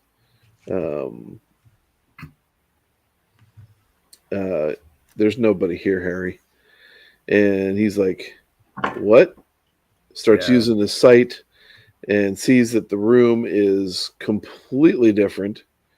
It's all dilapidated and shit. And then there's Sheila looking like Lashiel. And so she wants to help, but she's had to do it indirectly. And justifies herself by saying, listen, if you die, this part of me dies with you, and I don't want that. So she continues to plea for him to let her assist him. But Harry still is looking at that slippery slope with her because he's right. And he says no. And she continues to try to manipulate him with her invitations of power. And he says, nope, you're in a cage now. Peace out. And then he covers the cage. And so then Harry and Butters then break into a store. So they, they break open a door. And Butters is like, what? We're breaking. This is breaking. And then Harry goes in. He's like, and that's the entering. We can't do that. We're breaking the law. And he's like, no, we don't have a choice. But at some point in the conversation, I think with Sheila or Butters, he realized that the code on the file name was longitude and latitude. I think it was and Butters. I think it was. He calls Butters a genius. Yes. I forget exactly what Butters says. Yeah, I'm not sure. I forget exactly what Butters says that makes him have the epiphany, but he's like, you genius. I think it's something about GPS. Technology. Something about it was a technology comment, and he's like, technology. It wasn't just a drive. It was blah blah blah blah blah. Right? Yeah. So I have bought and downloaded the first book of Valeria. I just haven't started it yet. So yeah, I've read it. I've read that and the second one. This is when I'm conflicted on this debate that I still can't talk about at the moment. When Bob goes by, I think to his new owner. Is that what we're talking about? When Bad Bob disappears. Oh, okay. Well, we're almost there. Yeah. So they go and they find this little gizmo, and the gizmo again uses that longitude and latitude to basically, find a location, but they can only use it if they do a circle because of all the magic going on. And with Harry there, it would fry the circuits. So he teaches Butters how to do a little circle to contain himself in it, and then get the location, and then they would turn it off, move to the next spot, do it again, and they eventually work their way to finding the location at the Fields Museum. So we're back there. Basically teaches Butters how to make a little magical shield with this piece of chalk and blood, right? Yeah. Yep. Which now that we're back at the Fields Museum, boy, Corpse Taker was really freaking close to having the word of Kemmler. Right away. Yeah. And so they realize it's all up on the second floor, which they find under the actual dinosaur skull of Sue. And then Harry feels this cold presence enter into the museum, realizes what it is, and he tells Butter, get out, run. And so Butters takes off. Gravaine's in the museum now. and they have this little Mexican standoff. And then all of a sudden, Liver Spots interrupts, and finally Harry recognizes who that is. It's Cassius, who he absolutely destroyed in the motel room. And Liver was Spots prevented. Sorry, doesn't Liver Spots distract him and Gravane like fucks him up, right? Doesn't he bind him or something? Like I thought Liver Spots showed up. Yeah, because Harry's in bad shape at this point because he's immobilized, right? Or he's got the manacles on. And he can't or something like that. Yeah, yeah. And that might have been. Is that later? Yeah. Is that after? I know there's a distraction enough that Harry's caught off guard and Gravane gets him. Well, they have a back and forth. Okay. He recognizes Cassius, Mm-hmm. and recognizes Cassius's work with breaking his car up. So, and then you're right. They had pinned Harry, and then they put the manacles on him to prevent him from being able to access his magic. Right. And then Liver Spots is like, listen, give me Lashiel. I need it. Otherwise, I can't get back into Nicodemus's inner circle. So they've made a deal. Liver Spots is like, here's the book. We're done. I get Harry, and we're like, okay, deal complete. Gravane fucks off. Yeah, thank you. And now it's just Cassius and Dresden, and you find out Cassius's motivation is he wants the coin because he wants to be a Denarius again because Nicodemus said, "You suck ass, get the fuck out of here." Yep. You suck. You were too irresponsible to keep your coin. I don't want you. Yep. And so he's pinned down, and Cassius is hitting him with a chain. Telling him to give him the coin. He's like, I don't have the coin. Keeps hitting him with the chain. and then he starts cutting on Harry. So opens up his shirt and starts cutting at him. And then but somewhere Mouse in here, charges in. But somewhere in here before that, somewhere in there when Cassius starts all this, Harry starts thinking about God. And he goes, well, I'm dealing with Denarians. Yep. God always seems to come through by sending Michael or Sonya or somebody in my time of need. God always manages to send Michael to help me. So I am just going to keep this motherfucker talking. If he's whipping me with this chain and cutting on me, it hurts like a motherfucker, but I'm alive. I just need to buy some time for a Night of the Cross to show up. Yep. So I don't know. I forget how long he's actually working on him before Mouse then. It feels like forever. Yeah, forever. It's like it's a brutal scene. This like Harry gets proper tortured here. Yep. Like, full up Shiro, full on Shiro torture, like pretty much the same deal. And you see and Shiro comes into his thoughts too with this whole thing. Mm-hmm. Yeah. I mean the fact that this guy was one of the guys responsible for killing Shiro, and it's ironic that he comes back into play here when Harry was the one that said no, let's kill him, and Michael and Sonya both prevented him from killing him. This is the dude that Harry beats the shit out of, right? Isn't it? Back in Death Masks. In the motel room. Yeah. To get the information that the boys won't get out of him, and Harry goes, "I'm not a good guy." This was the priest. Father Forthill's old friend. Yep. Yeah. So it's it's full noise. It's full noise. It's crazy. It's a brutal scene. It's brutal. Yeah.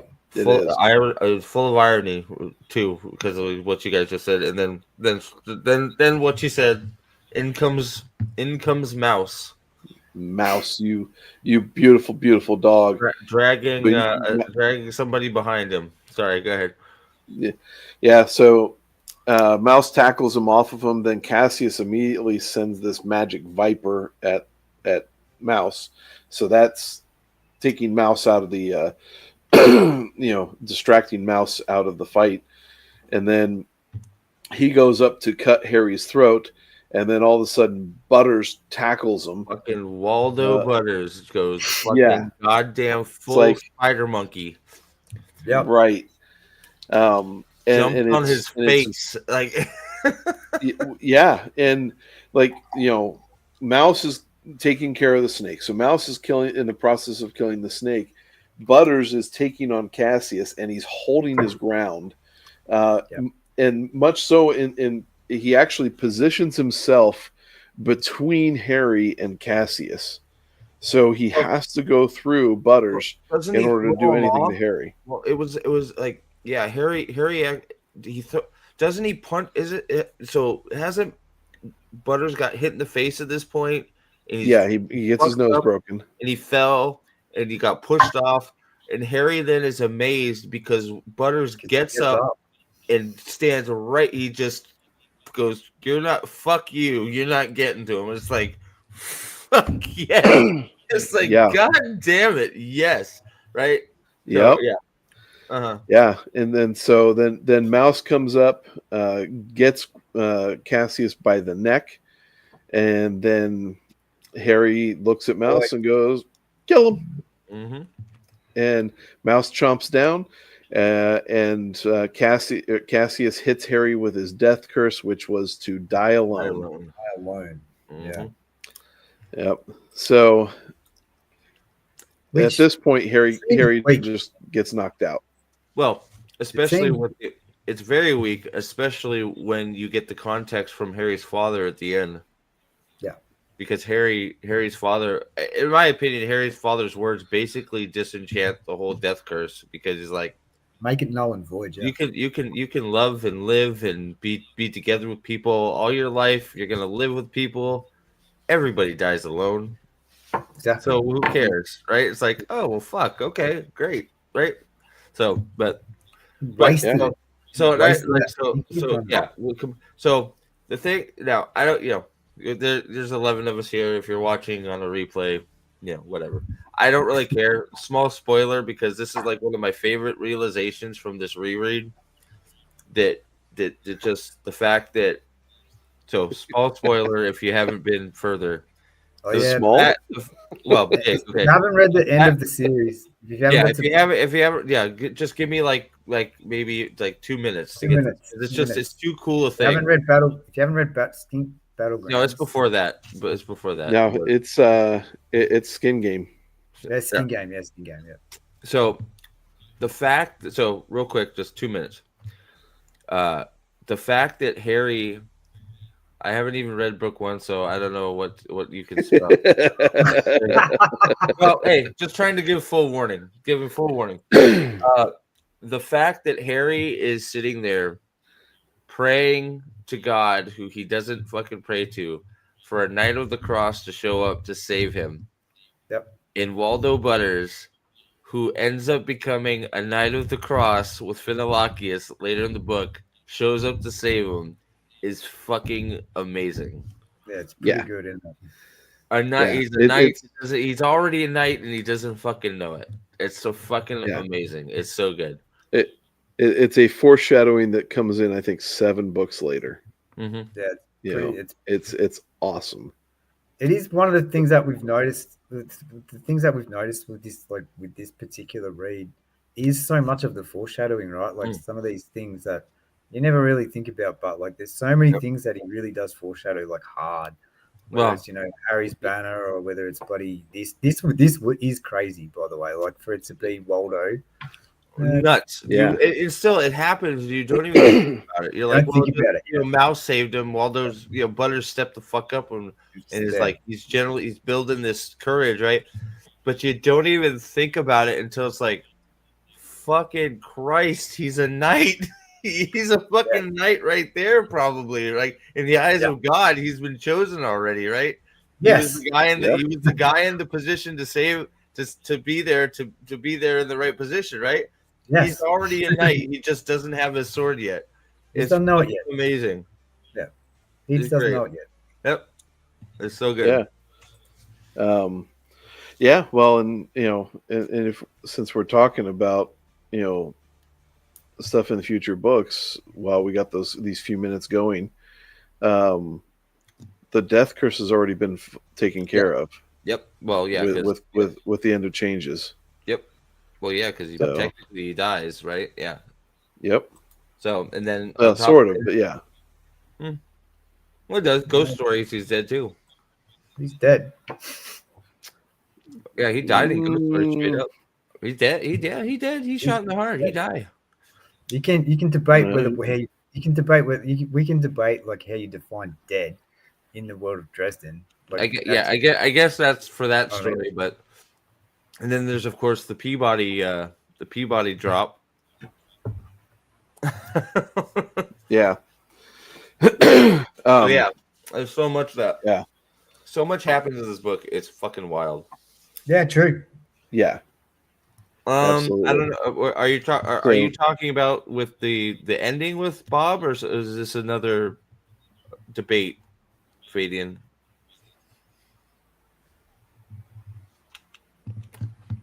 Are you talking about?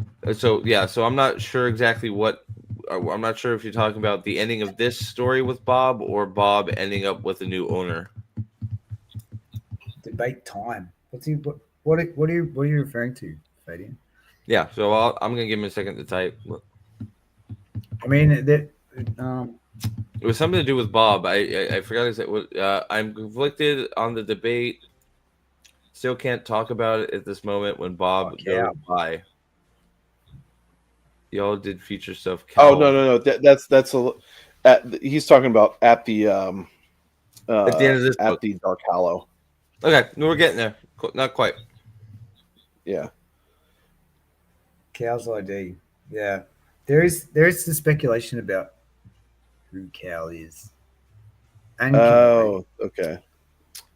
Yeah, I'm not even sure. I feel like him showing back up is sort of a retcon because I'm not sure how he lived after this. Yeah, but Kumari hasn't shown back up in the series yet, and Cal did. He's still being referred to as Cal, but there's the idea that he's on the council because he's that powerful. So, what do you have? You have a guess who he is? You think he is, Fadian? If you say Kemmler, I'm out of here.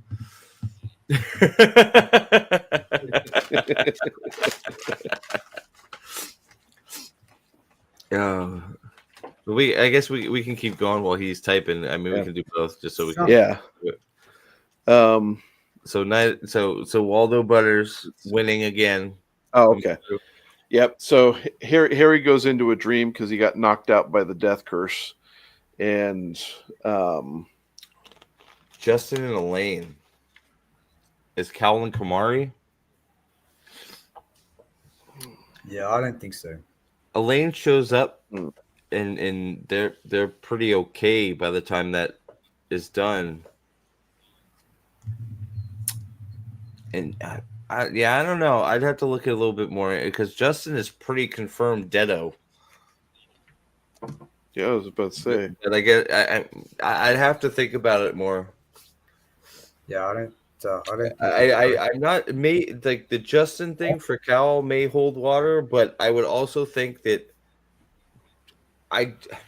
Harry would recognize the line. I was gonna say I don't think. I think Manuel, even if he didn't see his face, which we're pretty sure he sees Cal's face, doesn't he, or no? Grins. Yeah.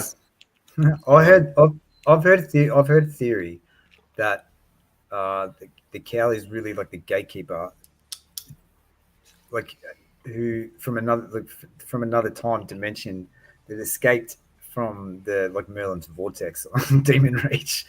And so there's two gatekeepers. That's another theory. And that's sort of wild theory. But I mean, we're headed. Got 12 months coming up, and then Mirror is next. So Mirror is supposed to be dealing with dimension shit. So All that stuff, yeah. It's I don't know. I sort of like that one. I mean, I don't know. I don't Yeah. know. When you're dealing with dimensions, you can deal with all kinds of shit. So it gets a little messy. So I hope he's careful if he's doing that. Yeah, you can really jump the shark on that fast. Yeah. Yes, you can. Which would be so, a super. Yeah, I think it's a cool thing that I wouldn't put Justin out. I think I don't think Elaine and him seemed fine at their last meeting. They meet in I forget which book. They almost rekindle their relationship, but they leave on good terms. So she doesn't feel like Elaine at all. Yeah, I don't. I could almost see Cal Justin, but Elaine, no.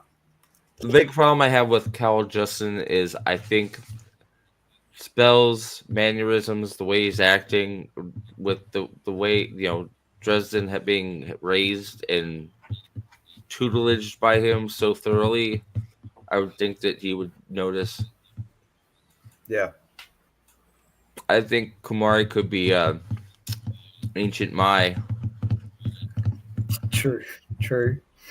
Very true. I mean, if we're talking about him being on the White Council, Ancient Mai and hell, I mean, fuck it, just let's throw it out there. Ancient Mai and the fucking Merlin. Why not? The Merlin seems like an asshole. He is an asshole. Yeah, I was gonna say. The only problem, the only reason I don't think Agent Mai seems to come around towards the battleground, so yeah, she does. So I don't know. Cool stuff to talk about. Yeah. I like it. Yep. So Harry's in a dream, and he walks in, and there's his alter id. That's right. And trying to get into sitting with Lashiel. Harry number 2, great mates. Harry too, looking Lashiel up and down, going, Motherfucker. Right. Let's take that coin up right fucking now. Yep. So yeah, his dude wants to take a He's like, coin Harry, and... we can take it, man. We can do it. Yeah, Come on. He's such a dick. He's like, you know, we got this shit. Let's go, Harry. Come on. What an asshole. Yep. What an absolute fucking asshole. Well, don't you see my pants? We got this shit. Well, and he tells Harry, he's like, I've been talking with her for months. Yeah, that's what I mean. So, and he calls. Do you think this is what? So when he says this too, do you think this is what is coming out? The Billy is like trying to speak to Harry about him talking to other people, but talking to himself. I think that's what I think. I think it's sort of like almost like you're supposed to think of it sort of like a Tyler Durden type thing with Fight Club. Yes. Is Harry is working himself to exhaustion to a point where his baser instincts are taking over, and his I don't want to say less his more dangerous side, his more confident fucking brasher side is sort of taking the wheel and going, hey Lash, let's teach me some Hellfire shit. Well, Harry's out of commission, right? Yeah. Well, I think it's. So he calls Harry a coward, and argues this is for the greater good. Fuck off, asshole. And right. And, like look at this. Boy. I could be doing this for the greater good. You could be learning fireball. Right. I could be like hanging. Like, come on. Yeah. So Harry unlocks her manacles and she kneels before him. Because the argument is like, okay, well, I'm at a point where I need to get more information. I need to get a boost. So here we go. Yep. And I think the other thing, so we don't see many instances of Harry just like in this book. We see a few of him talking to himself because he's talking to Sheila a few times, but he's not doing that around many people, and he's definitely not doing that around Billy He's doing it enough to Billy to talk to me about it, though. That's what I mean. But I'm talking about Sheila. That's the only time we see him like talking to nobody, thinking he's talking to somebody. So that's why I think they're generally seem to be scared of him, and they're saying he's not acting like himself. So even though Harry's talking to Sheila, he's still acting like himself. So it makes sense that it's just his other personality took over. And it was. Yeah. So I think in those moments, right? I think that the moments that Billy's referring to, like earlier in the book, I think that those moments is Harry's alter talking to Lashiel, right? I think that's what's happening, and it's coming out because he's so tired. It's coming out in the physical rather than just the mental happening in the background. So he can't keep it under wraps. I think, and that's what Billy's seeing, I reckon. Yeah. I think it's just, and I think it's been happening for months. Yeah, a long time. Yeah. Right. Yep. Right. Sorry. Yep. So he wakes up and Butters is actually working on his new injuries. Butters like, look at my nose, Harry. Yeah. Broke, bro. And Harry's like, Harry said he needed help, and Butters doesn't hesitate. Butters steps right up and it says the Dark Hollow is a magical spell that creates a power vacuum, and while the spell is in motion, necromantic activity protects you. So they need an enormous amount of necromantic activity to protect them as they make their attack on the baddies. And Butters is going to be the drum beat, and Harry's like, don't worry, we're not going to be using a human. Chapter ends. And then they're riding Sue the dinosaur, Tyrannosaurus Rex, down the streets of Chicago while Butters is playing polka music on the back of the dinosaur. Yeah, fucking Harry has risen the dinosaur. Fuck yes. Yeah. The downside, she's tough to navigate. She doesn't corner well. She does not. I think this part is also really cool because he's making a beeline right for fucking a bunch of fucking wardens. Yeah. Yep. And he's riding a fucking risen dinosaur. Yep. Right? And yes, Jack, he raises Sue from the dead. Yeah, he's banking on the contents of his conversation with Lucio playing out in real time, right? As in, like, yes, I've done this thing. No, you can't afford to lose me. And he's taking a massive gamble. It's a massive gamble. Yeah. Yeah, because it's a loophole, because he's not raising a human from the dead. It's then it's okay. Yeah, but he knows that not that he's going to make a habit of it. Yep. And and so he gets to the battle site, and he finds all the wardens are surrounding a bunch of children trying to protect them. So they're in some big trouble. So he charges right in. He notices Lucio is just a badass, and Morgan's being a badass. They're just mowing through zombies like they're like a hot knife through butter. But they were still trapped. And then all of a sudden, Lee the Ghoul starts driving in on a car, and so Harry directs Sue over to the car, and it kicks the car, either stomps on the car's hood, and turns the engine into just basically tin foil, and rips the hood or the top of the car off. And there's Lee, who tries to make a beeline out of there, and Sue eats him. To which Butters is like, wait a minute, why did he run? Didn't they see that in the movie? Yeah. Well, he didn't run. He put his hands up like the guy. Like he did this. Like that's all I imagine, right? Yeah. I think it describes him as going ah. It's like, why did he do that? Did he not see the movie? Yep. So one of the six bad guys is out and done rather quickly, which I was kind of thankful for, because the Ghoul was kind of annoying. I didn't particularly care for him, but once again, sort of expertly, fucking Dinneman does this well in Carl. getting rid of bad guys or not letting them stay to outstay Not their letting them welcome. overstay their welcome. Yeah. Right. Yep. Uh-huh. Yeah, and so he's the first gone. Thank God, get him out of there. So he's basically breakfast for Sue. Mhm. And then they notice that the cloud begins to, he fills Lucio in on the bad guys' plans with using the Great Hunt and all the other stuff that is going on with the word of Kemmler. So, although he doesn't mention the word of Kemmler, but he just mentioned what their plan is, and then fills in Morgan. Both shortly, dinosaur. yeah, and Harry rides the Natural History Museum. Yes, he does, Jack. Yep. Yes, he and does. and all this is the entire time Morgan's looking at him. See, he's bringing all this evil upon us, and Lucio's like, "Shut up, come on." Yeah. Well, Lucio makes the comment. She's like, she works it out. And he's like, it's like, look, we gotta do what we gotta do. We're fucked, so we got a dinosaur now. And she's like, but yes, it's amazing.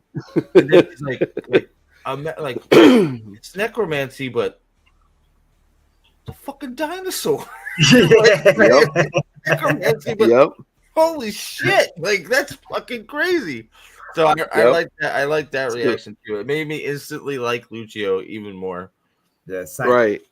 Yeah. So then all of a sudden, she already handles herself pretty well. I already like Lucio just because she seemed ultra fair, right? But this just gave her some personality. Fair. It's like the perfect person, the person that you want, and which is interesting, right? Because every single book and every conversation we've ever had so far in this series about the Wardens has been about how they're fucking unjust. They do all it because it's always from Harry's perspective and Morgan chasing him down, who is unjust, right? Right. But Lucio is like the perfect, but she's so level-headed and just. She's a just human being, and she's what the warden.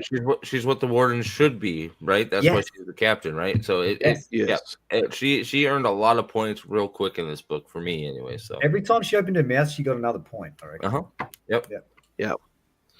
Yeah. So and at this point, the cloud begins to shift again, and then all of a sudden, these tribesmen appear as specters, and they start attacking. And they go after Butters, but Butters makes a circle around himself. Well, real quick, and defends himself. Before we get there, because I love that moment, but I forgot when Harry happens upon the Wardens, he is fucking just amazed. Because the Wardens have decided to save children, instead of going after the bad guys, and he gets there and they end up saving the children, and he's like, "You guys are saving children. Why aren't you going after the bad? Like I thought you'd say fuck the children." And Lucio's like, What are you talking about? Yes. We're gonna let children die? No." And even Morgan's like, "No, we're like, come on, no, they're kids. We gotta save the kids." And Harry's like, "What the fuck happened to the Wardens?" Like, his perception of them is so wrong. It's like completely turned everything on its head here. But this is what I'm. This is honestly probably my favorite line in the book. From the way Mars, I was trying to find it on Audible to play it because it's one of my favorite things, just voiced by Marsters in the book. Because it's it's very simple. Because Waldo, like, Butters is about to die. Harry thinks Waldo Butters is about to fucking bite the big one. But Waldo is smart and he's learned. So he's done the chalk circle. He's torn the Band-Aid off, put the blood on it. So he's protected from magic, right? Yep. Harry he sees it and he's so fucking surprised. It's like the way Marsters delivers it, it's like he can't figure out what to say. And all he says is, "Good Butters!"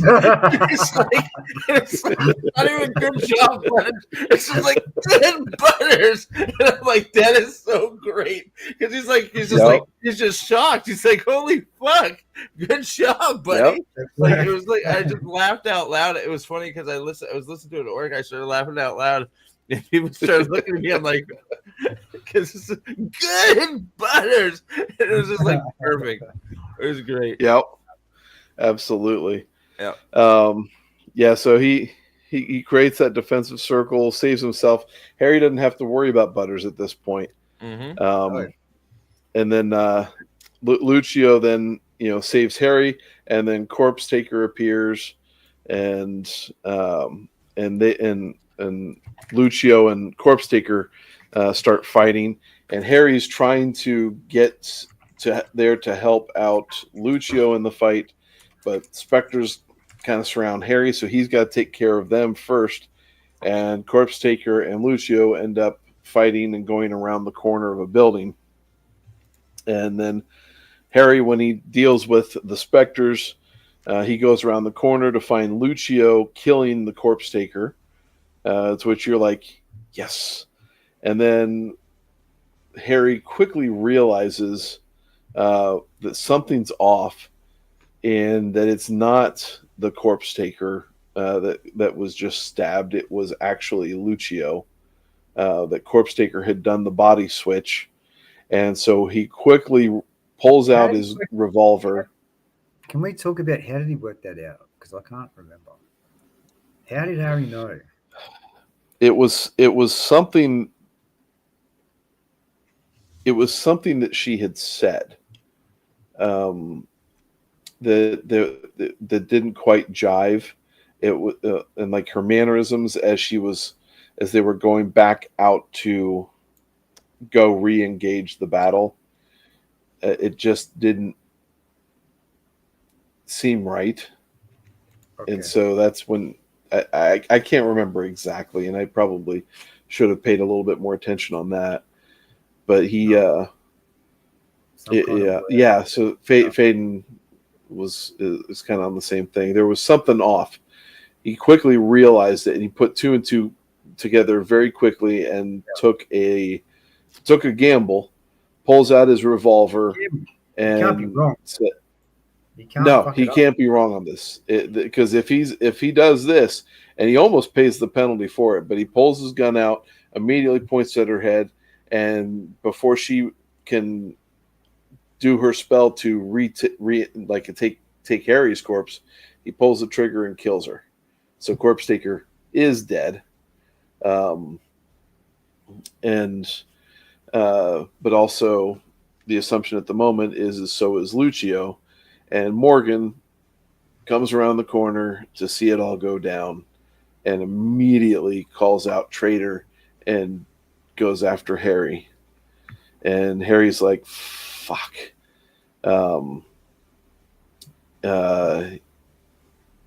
He's trying to explain the switch, but Morgan is in such absolute anger and intense hatred that he denies it intensely. And in the middle of all this, Harry's inner monologue, he's like, Morgan's just a cop. He's pursuing justice. And he's dedicated to that. And when he sees injustice, it makes him angry. And so I mean, he's just a magic cop. And so Harry gets it. And then he starts going through all these machinations of like, okay, how are we going to be victorious as I'm dealing with this? I need to take out Morgan, but then we lose Morgan's abilities to be able to achieve these things. He's going through all these scenarios in his head. And he's like, okay, the only one is I've got to let Morgan kill me. And then everybody can then go and take care of everybody else. So that's just how it has to be. So he's about to allow Morgan to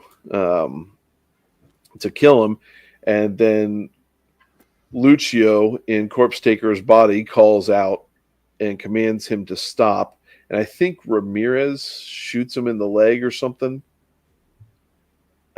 I can't remember that part. There's something incapacitates Morgan, and I can't recall what it was. But in any case, the only people available really to make the attack now are Ramirez and Harry, as Lucio convinces Morgan that yes, Corpse Taker did the switch and Harry killed Corpse Taker. So Ramirez and Harry now get on Sue we and go to find out she does that. She does that by appealing to like Morgan and Lucio have like a super deep relationship.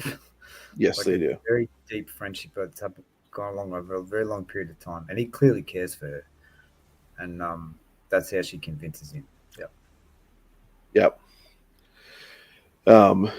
So on the dinosaur, Ramirez and Harry. Ramirez soul gazed the new Lucio and simmered, and that's what simmered down Morgan. Okay, thanks, Fadian. That's yeah. Okay, so yeah, I was right. He did shoot Morgan in the leg. Okay, Bang. so Mm-hmm. so there's so Ramirez and Harry get on the dinosaur, and they go around to flank the enemy. Harry's like, okay, we're going to take out Gravane first, then we're going to take out Cowell, and then we're going to take out Kamori. That's got to be the order of Can you events imagine this shit? Can you imagine this shit on the screen, man? This like this series. Ever since I get the dinosaur out of the museum, like to this, can you imagine this stuff on the fucking big screen? You might Amazing. assume that the butcher has a typewriter and a pile of cocaine that he just dives his head into while he types this stuff up. Yeah. No doubt. Yeah. So as they are approaching, Harry quickly realizes that all of this activity, all of this necromancy, it's driving Sue uncontrollably insane.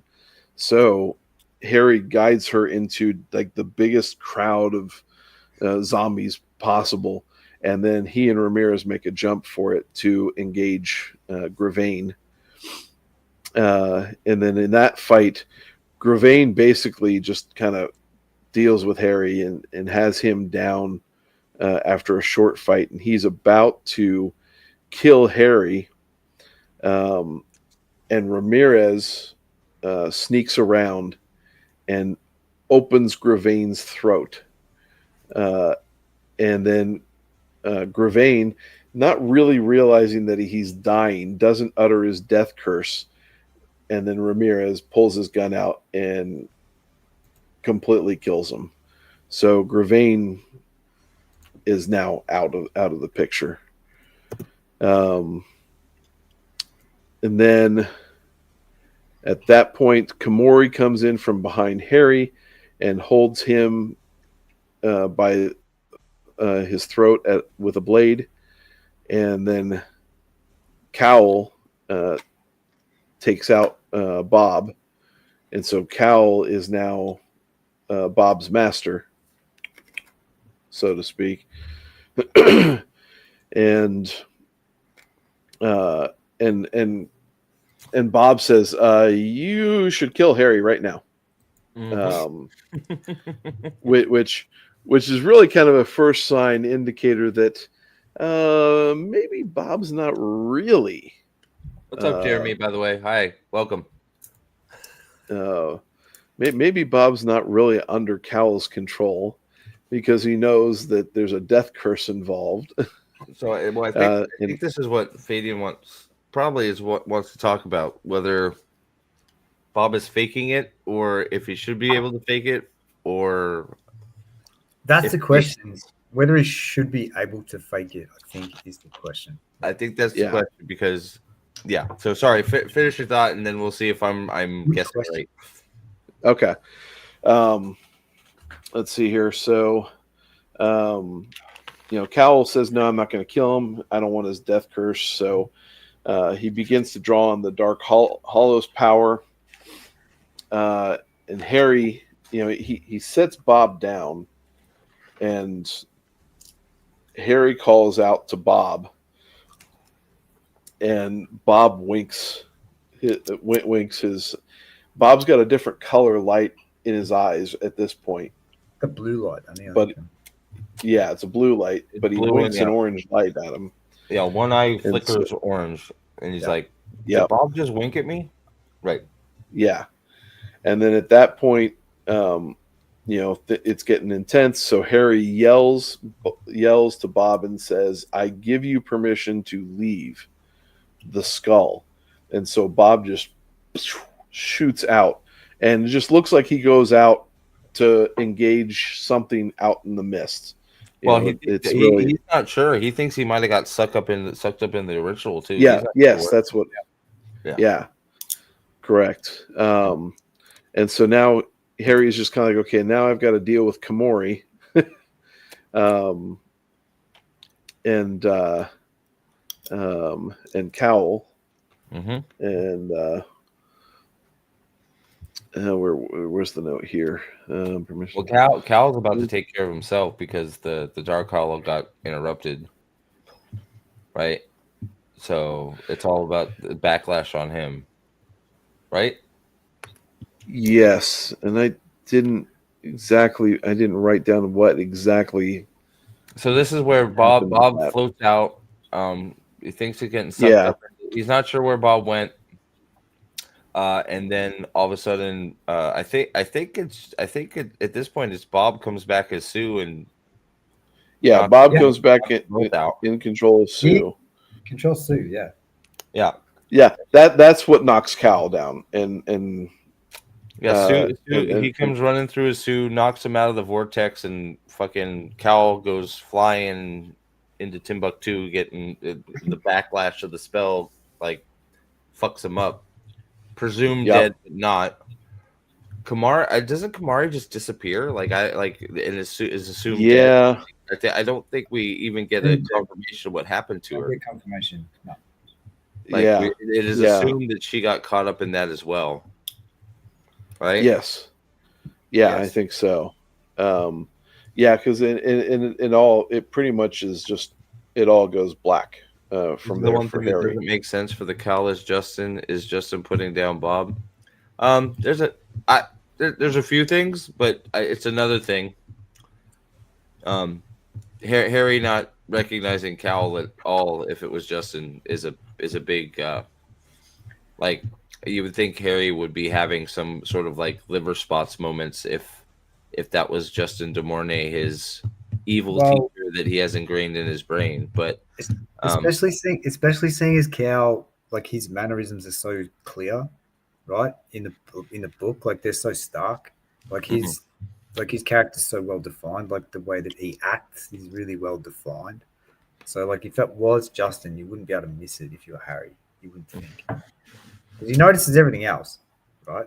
Yeah, I mean, his liver spots is totally looking different, and he's, perceived as much. He knows they're both powerful. I wouldn't, they're probably, both of them are probably white council, but just like on the down low, white council, or just standing in plain sight. I don't know. It'll be interesting. Well, eventually we're gonna get a Cowl thing. Kamari hasn't seemed to show back up, so who knows if she actually may be dead. Imagine if Cal and Kamari are like leaders of the Grey Council. We find this out later. Is that like they're the ones like giving all the that actually set up the Grey Council, and like McCoy doesn't even know all this sort of stuff, right? Imagine that. That'd be sick. Well, I mean, but like you don't really know. Kamari is trying to save people. Cal is just looking for power, right? So, I mean, do we even get Cal's motivation for wanting the Dark Hallow besides for just power? No, not really. No, I don't think so. I don't know. Yeah. We'll see.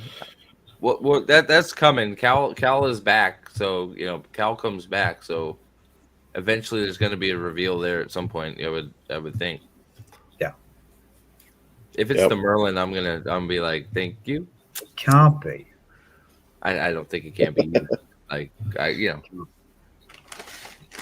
Too strong. The Merlin is too strong. Yeah. But I don't know. I don't know if we have enough White Council names for it to be. I'd have. That's gonna. It's not Listens to Wind. It's not Morgan. Well, it can't be Morgan. I don't know. I'd have to look through the White Council people to. Well, it could be a person yet to be revealed.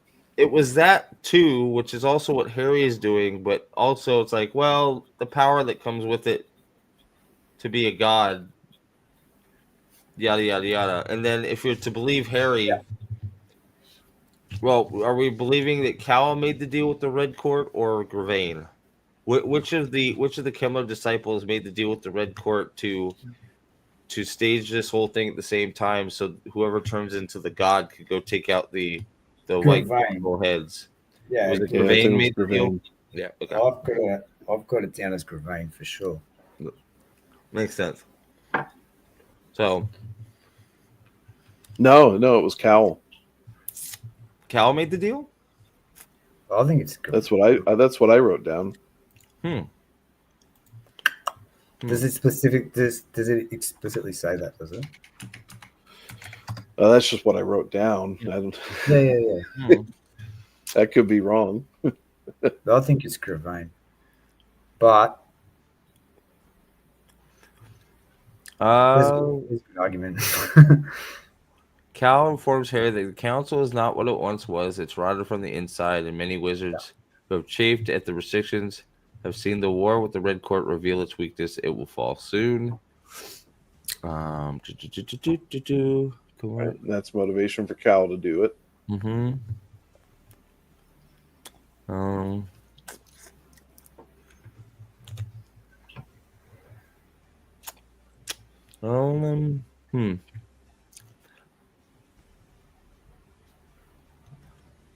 I don't see any. Yeah, I don't know. Oh wait. At the end, Dresden informs Donald Morgan and listens to Winley. Thinks Cal made a deal with the Reds to keep the council busy while it performed the Dark Hollow. The Reds would get the senior council out of the deal. Morgan thought Edinburgh defenses were nearly impregnable. It would take a god to break through Edinburgh's defenses. Cal would have obtained that much power after performing the Dark Hollow. So, yeah, Dresden thinks it was Cal as well. Yeah, Dresden thinks that. But, I don't think that. Okay. Wrong. So the aftermath outside of what Steve just mentioned there, Dresden wakes up and he sees the Earl King standing over him. Mm-hmm. And the Earl King is impressed with him for the calling of the Sioux endeavor. Mm-hmm. But at the moment, he doesn't want to kill Harry because he doesn't feel Harry in his weakened state is worthy enough to be killed. So he promises later, Mm-hmm. and then goes off. So Harry being absolutely bent over 7 different ways from Sunday is a what saves his life from the Earl King. Mm-hmm. Bob reveals to him that he had Sue drop in front of Ramirez to protect Ramirez, who was still alive from the blast, from the Dark Hollow being unleashed. So It's good because I like Ramirez. yeah. Love Ramirez. Let's see here. Harry goes over, takes the book from Gravain's body. Very quietly, yeah. Yep, very, very quietly, and then goes and delivers the book to Mav, and then he threatens her never to blackmail him again. And she's like, "Oh, I can do that if I want to." And he's like, "No, you won't, because I'm going to reveal all this shit if you do. And plus, I've got all this power. You don't want to fuck with me." He fucking tells her straight up he's got a fucking goddamn denarius inside of him, and if she fucks with him, I'll fucking take this coin and I'll ram it up your ass. Yep. I'll take all this fucking power and direct it right at you. You don't want to fuck with me. Yep. And he's convincing. He's very convincing. She scares him. Yeah. No, she barks at him and she jumps. Yeah. So that was. I was surprised she gave her the book. I was too. What does he think she's doing? Intact. Yeah. What does she? That's going to have consequences. I don't remember. I'll be honest. I don't remember what she does with the Dark Hollow. If it's is it even? She hasn't done anything yet. That's what I mean. I don't think it's going to happen.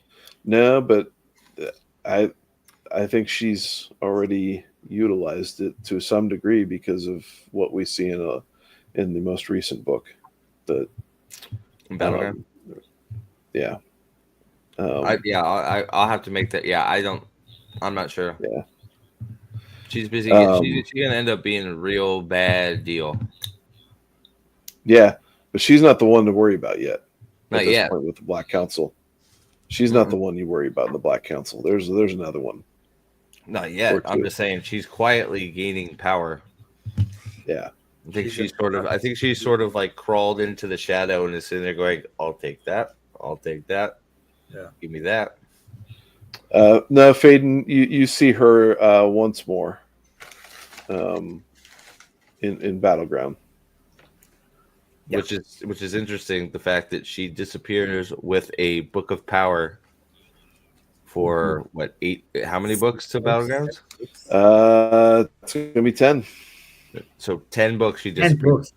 She's gone for 10 books with a book with a whole bunch of fucking evil ass information. That is highly interesting. Yeah, Yep. she's gonna be a problem. She's gonna be a problem. She's gonna be Just a a problem. Just a smidge.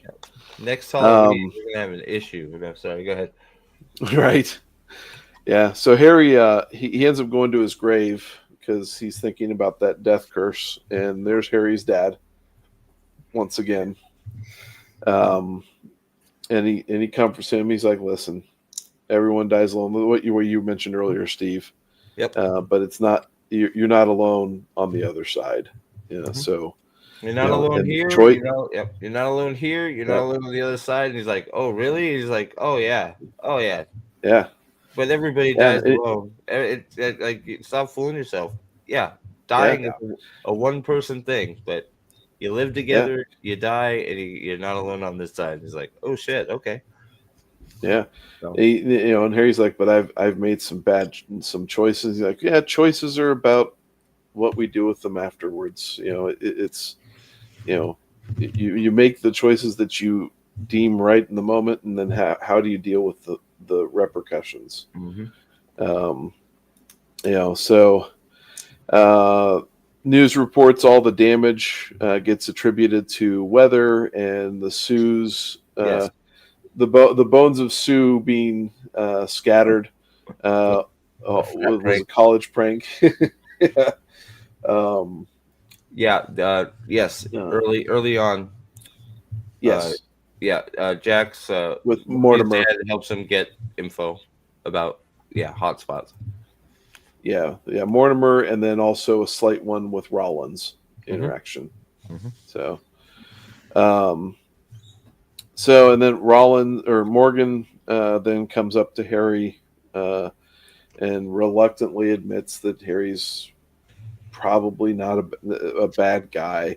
He just makes rash decisions. Very backhanded shit. Basically, I don't think you're evil anymore. You're just irresponsible. Yeah. You're irresponsible, brash, and just make some bad decisions. Everything that I hate in the world in one person. But I don't think you don't think at all. Right. You're not a bad guy. Yep. Right. And then he hands Harry his first paycheck. So Harry's like, what? He's like, yeah. All right. I know. You got paid. Like, quick. Yeah, hey, just took the cloak, mate. You got paid pretty quick. That was yesterday. Mm-hmm. I know. Yeah. If only invoices coming that quick in the real world, was mate. pissed too. He's like, "Here's your fucking money." He's like, "Oh, money, all right." Yeah. I got paid for this gig. Shit. Getting paid to annoy Morgan. This is the best day ever. Yep. And then the book ends with Butters giving Harry a guitar so he can exercise his hand. Mm-hmm. So, dude, and that should be a big ass paycheck. He's the leader of the whole Chicago Tribune of the wardens. He should be getting Chicago Dawn. He should be getting fucking lots of money. Yeah. In there somewhere too. Well, Murphy comes back and gives Dresden a bunch of shit. She's like, "What happened?" And he's like, "Oh, nothing." Yeah. She's like, "You look like shit." She's like, "Yeah, the world almost ended again." It's like, "Oh, okay." It's like, "Why is your arm broken?" Don't want to talk about it. Just because, some weird shit. Yeah. Demon dog, but we don't. Okay. There was a swing in the apartment, Yeah. Yeah. We don't need to talk about that anymore. She was like, we don't need to talk about that ever. Like, okay. Right. Here, I found it. Yep. I have to play it so hopefully it plays the sound. I don't know if it's gonna. 3 of the deadly Is it play? Did that play it? Yep. specters were closing in on him with wails of madness and rage. Butters! I shouted and rose to go to him, but 2 more specters dove at me and forced me to crouch behind my shield. I could only watch what happened as the 3 undead swarmed Butters and attacked him. Butters spun around wildly, his eyes down, evidently not even aware that they were coming. One of them swung a great 2-handed club back as Butters put one hand to his mouth and then slammed it back down on the ground again.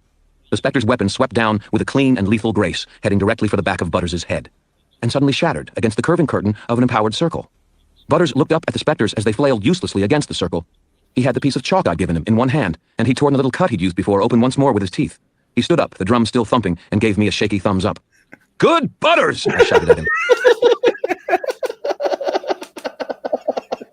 It's like what you say to your dog. I fucking love it. He's like just hitting the drums. Good Butters! He's just gonna take what to say.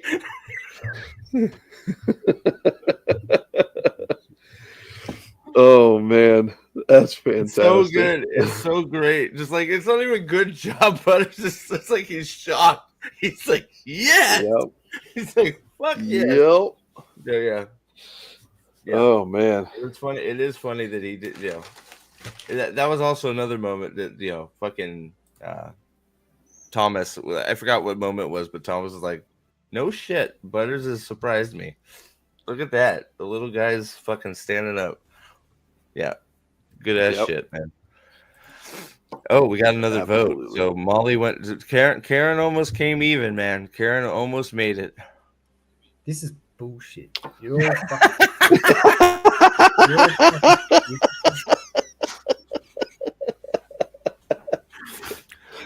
Oh man. Oh man, that's funny. More art for me. That's fine. Oh, I love it. Well, Yeah. this was fun. It went a long time. Fading made it the whole time. So hey, this one's for you, buddy. Thanks for hanging out. Thank you everybody for being in chat. And hanging out and having some fun. And last place for the win. Hey, we're tied for last. It's okay. We're gonna do votes first. What do we vote this? Oh yeah, that's right. We gotta rank this. We're gonna rate the motherfucker. So I just because you released your list, I need to redo mine. I like this book a lot. Like I just like so much shit happened. This is great. I blazed through this book like I think I finished it in 2 days.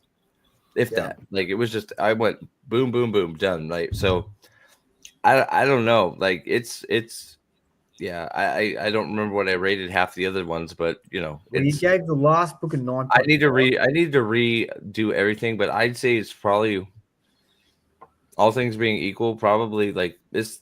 I don't know. I'd almost call it my favorite so far, just because but I think that's because it's the most recent one we read. But I think it's probably I don't know, some great moments. So I don't know. It's right up there with what do we got? Deathmaster. You gave so far you've rated Deathmaster 9.5, and whatever what was the last book? Thomas one. Blood Rise. Yeah, that 9.5 as well. Blood Rise. So they're your two highest ratings so far. The last. So I think I put this ahead of that. So like we'll put 9.6. 9.6. I'll probably adjust these ratings in our chat group so they make a little bit more sense. But like I don't know. This one felt fun. What's that? You've still got 0.4. I got 4 to work with. You're right. But like yeah, you're right. I left myself a big gap of 4. Right, 0.4, not even 4. We've still got Turncoat, Proven Guilty, and changes to come. Yeah, true. Yeah. So that's what I need to do some altering. But I don't know. It felt like I don't know. We got a lot of foreshadowing for future books, which with the second read makes it even like better, like enhances it, right? So knowing what's going to happen with some of the characters later and learning it, this is like, dude, that's awesome, and just this is really good. Yeah, So like in those rankings I pinged you guys, this one is number 1, 2, 3. I think it was middle of the list for you. This is my 8th favorite book out of the series, and Which it's I can fucking see. awesome. Yeah. On the Dresden scale, I still rated it at a 9 out of 10. Yeah. So I mean, the top 8 books are a 9 or a 10 for me. Yeah. But like in terms of like for the purposes of this, this stream or series here that we've got going on, I'm probably going to give this a good 9 polka drums out of 2 Sues. 2 Sues. Complete Sues? No. Exactly how Harry brought her up, like just necromantic Sues. We'll say it that way. Okay. See, it makes sense, right? Yeah, it makes sense. It makes sense to me, mate. I've got this one coming in at 8.2. I've got it a little bit better than Blood Rights. I liked it a little bit better than Blood Rights, but not as much as Death Masks, which was a 9 for me. So I've got this at about 8.2.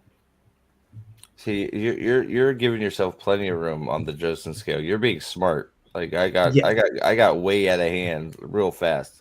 You did, Steve. I didn't realize what the fuck was happening. It's like, we're gonna do a Dresden scale.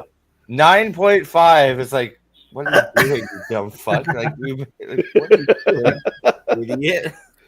That's why my ratings are like my ratings are just like the show Whose Line Is It Anywhere, where the scores don't make any sense. They're fake. Yeah, I need to make an adjustment. What fan castings for the show? Oh my god, I'd have to think about it. No, that we've talked about that very briefly. We're gonna probably do that at a later time. Because that's a lot of discussion. That's a whole show. I don't even know that I could pick a Harry right now off the top of my head. Oh, I can pick a Harry. My brain is a little fried to even go there right now. I think. The only thing we know for certain is that Nicodemus is James Marsters. Oh yeah, 100%. That is the only thing for certain that we know. Yeah. Yep. Yeah. There are ground rules that we need to kind of figure out how to set this. Like, that we'll discuss later and go from there. Yeah, but Marsters has to be Nicodemus, 100%. All full stop. No, not even a discussion. Yeah, like if you say otherwise, you're not my friend. There is other options for Nicodemus, man. Yeah. The only problem is they don't have James but they would have to put where else would we put Marsters? I just feel like he's just perfect right there. Well, you could do. But then it's just he could do both. He could still be Bob's voice. Yeah, no, then we just. He could still be Bob's voice. And just have actors jump around. Yeah, that's true.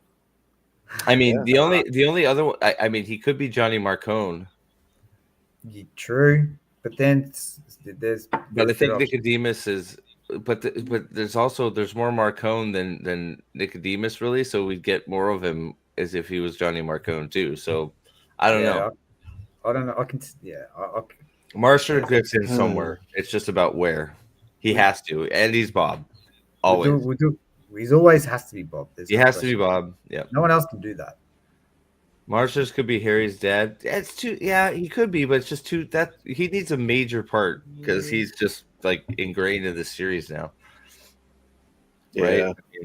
I'm trying to think. Like, yeah, I don't know. I have to give it some real thought. Well, but I mean, he does his voice now. Like he does all the voices right now. Anyways, he can change his voice. He's a master of his craft. I mean, he was Spike in Buffy. Spike did have a British accent, didn't he? Mm-hmm. I don't know. He's done plenty without, but Nicodemus is still probably my first pick for him, but I'd have to think about who would be Harry. The girls would be tough. The girls would probably be tough, not landing on the same girls as like we say for every other series. Right. Alexander can't be every girl in every fucking movie and show. So it's fucking can so. Oh, okay, my bad. Okay, but she's gonna be Laura and Murphy, so she's gonna like walk around on her knees for Murphy and Liz Hurley. Liz Hurley. Liz Hurley for what for Lara Wraith is Liz Hurley. See, Liz Hurley would have made a great Lanfear, I think, too. Nah. When she was young, you don't think young Elizabeth Hurley? Maybe. Yeah, but she's a Not better now. Lara When Wraith. she was young. She's a better Lara. Liz Hurley would have been a good. Who's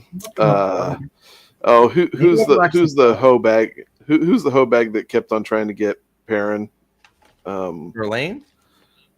Berlane, yeah. She'd have to. Yeah. Liz Hurley, perfect Berlane.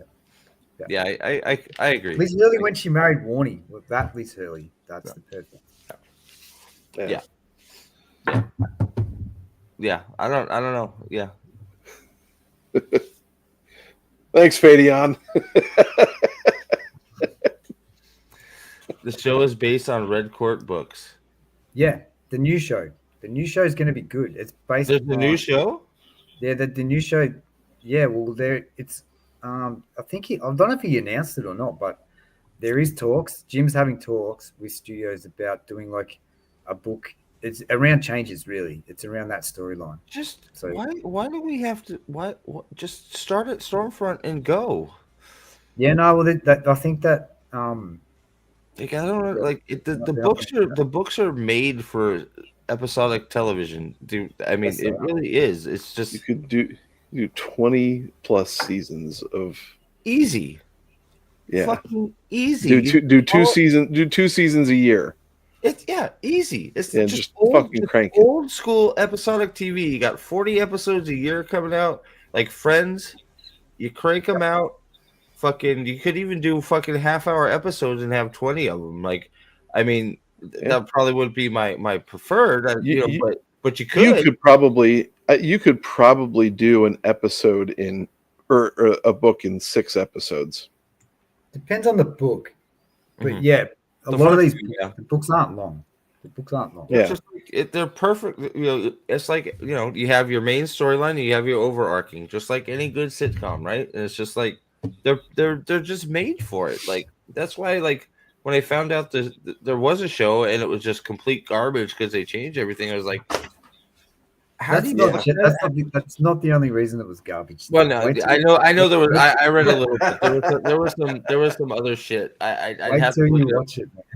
But there was I forgot what he wasn't happy with it either. If I remember right, he was like no, he had no involvement. Exactly. Yeah. They fucking almost like they fucking removed him. Did they? They said we're taking it. Did they just almost steal it from him? I'm not sure about that. He said something about it in Mike's book reviews in his interview with Mike. I don't think he was involved. I feel like he like signed over the rights and didn't realize it or something. Yeah. No, he just got a paycheck. The chick that plays Wednesday could do Molly Carpenter. Jenna Ortega could definitely do Molly Carpenter, but she'd need to get a boob job. Probably. She would. Probably. Yeah. It's official. They got to get in character. It's official. They bought the rights to those books, and Butcher's doing writing fucking good. Maybe. Like that's like maybe I don't know. Hopefully good. Fucking Butcher seems based enough to not want to fuck up his own shit. He is. So I think that's probably a good thing. If he's got control, I think we may actually get a fucking good fantasy show. Holy shit.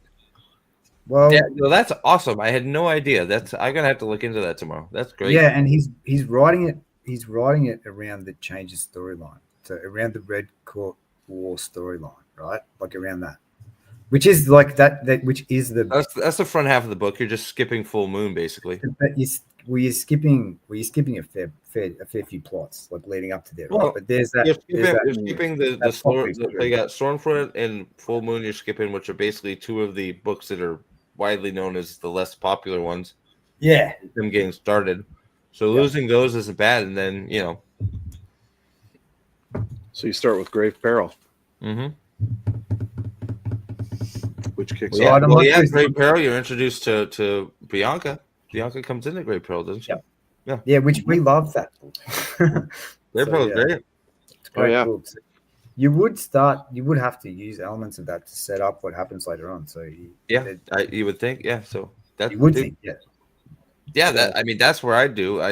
If you're not going to do those, just start at Great Peril and go. Yeah. There's enough Red Court involvement there. Just hit it. Oh, dude, the chick from that Susan is the chick from The Bandit on Netflix. Who's the chick from the or not is it The Bandit, the one with Glenn Powell on where he's the thief, the fake cop? Oh, that fucking chick. Susan Rodriguez right there. Fuck yes. It's not The Bandit. What is it called? I can't remember. Oh god. I gotta bring it up and then we'll have that is Susan right there. Boom. The Hitman. What's her name? Yeah. She was also in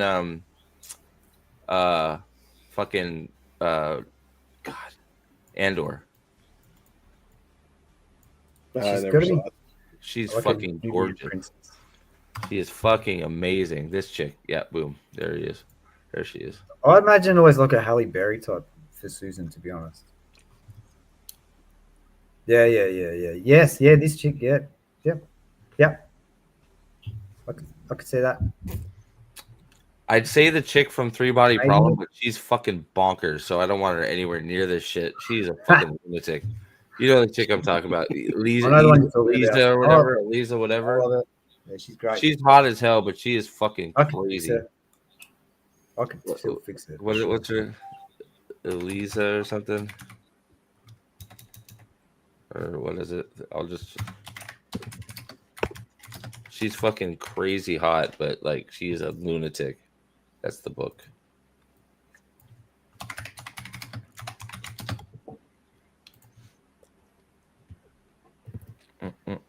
Where's the cats? Her. She's hot as fuck too, but she is a fucking wacko.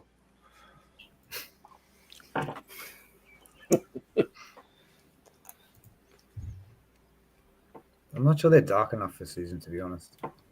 She needs to be blacker. It's fine. It's fine. It's fine. You might be right, but it's okay. Dark, but she's golden brown enough for me. Honey brown, yeah. We can find a role for them somewhere else. They won't fit in there. Maybe Deidre. Especially Adria, the other chick. Yeah, the Hitman chick. Yeah, she's in. I don't know who your girl, like, who would be, like, that's what you're going to have to think about, because Laura's your girl. Like, Laura's tough, man. Laura's tough. Well, Laura and any of the fairies got to be CGI'd, right? I would think. Fairies have to be CGI. Oh, no, but you'd have to have a base for it, too. But you'd have to have a beautiful woman base, but then they'd, like, have to have the cat eyes and shit put in, right? We'll do this on a stream. Yeah. It's getting late. I'm sorry. I'm sure you got shit to do this morning. So thank you all for being here. It's been 4 hours. We'll do more of this. It's fun. We're having a great time. Great news on the fucking show. I had no idea. So maybe I'll look it up and maybe I'll do a video or something on it, because that's amazing. So Polka will fucking never die. Waldo Butters is the man, wielder of Phenolacius, the sword of hope. No, the sword of love. He wields the sword of love, doesn't he? I don't care. Faith, yeah. Yeah, Phenolacius is faith. Yeah. Spoilers. Yeah, Sonya's got hope. Amaracius is love. Excalibur is love? That's crazy. Yep. I love it. All right. Good night, everybody. We will see you next time. I didn't spoil anybody except for Jack. Sorry, buddy. We'll see you later. Bye, guys.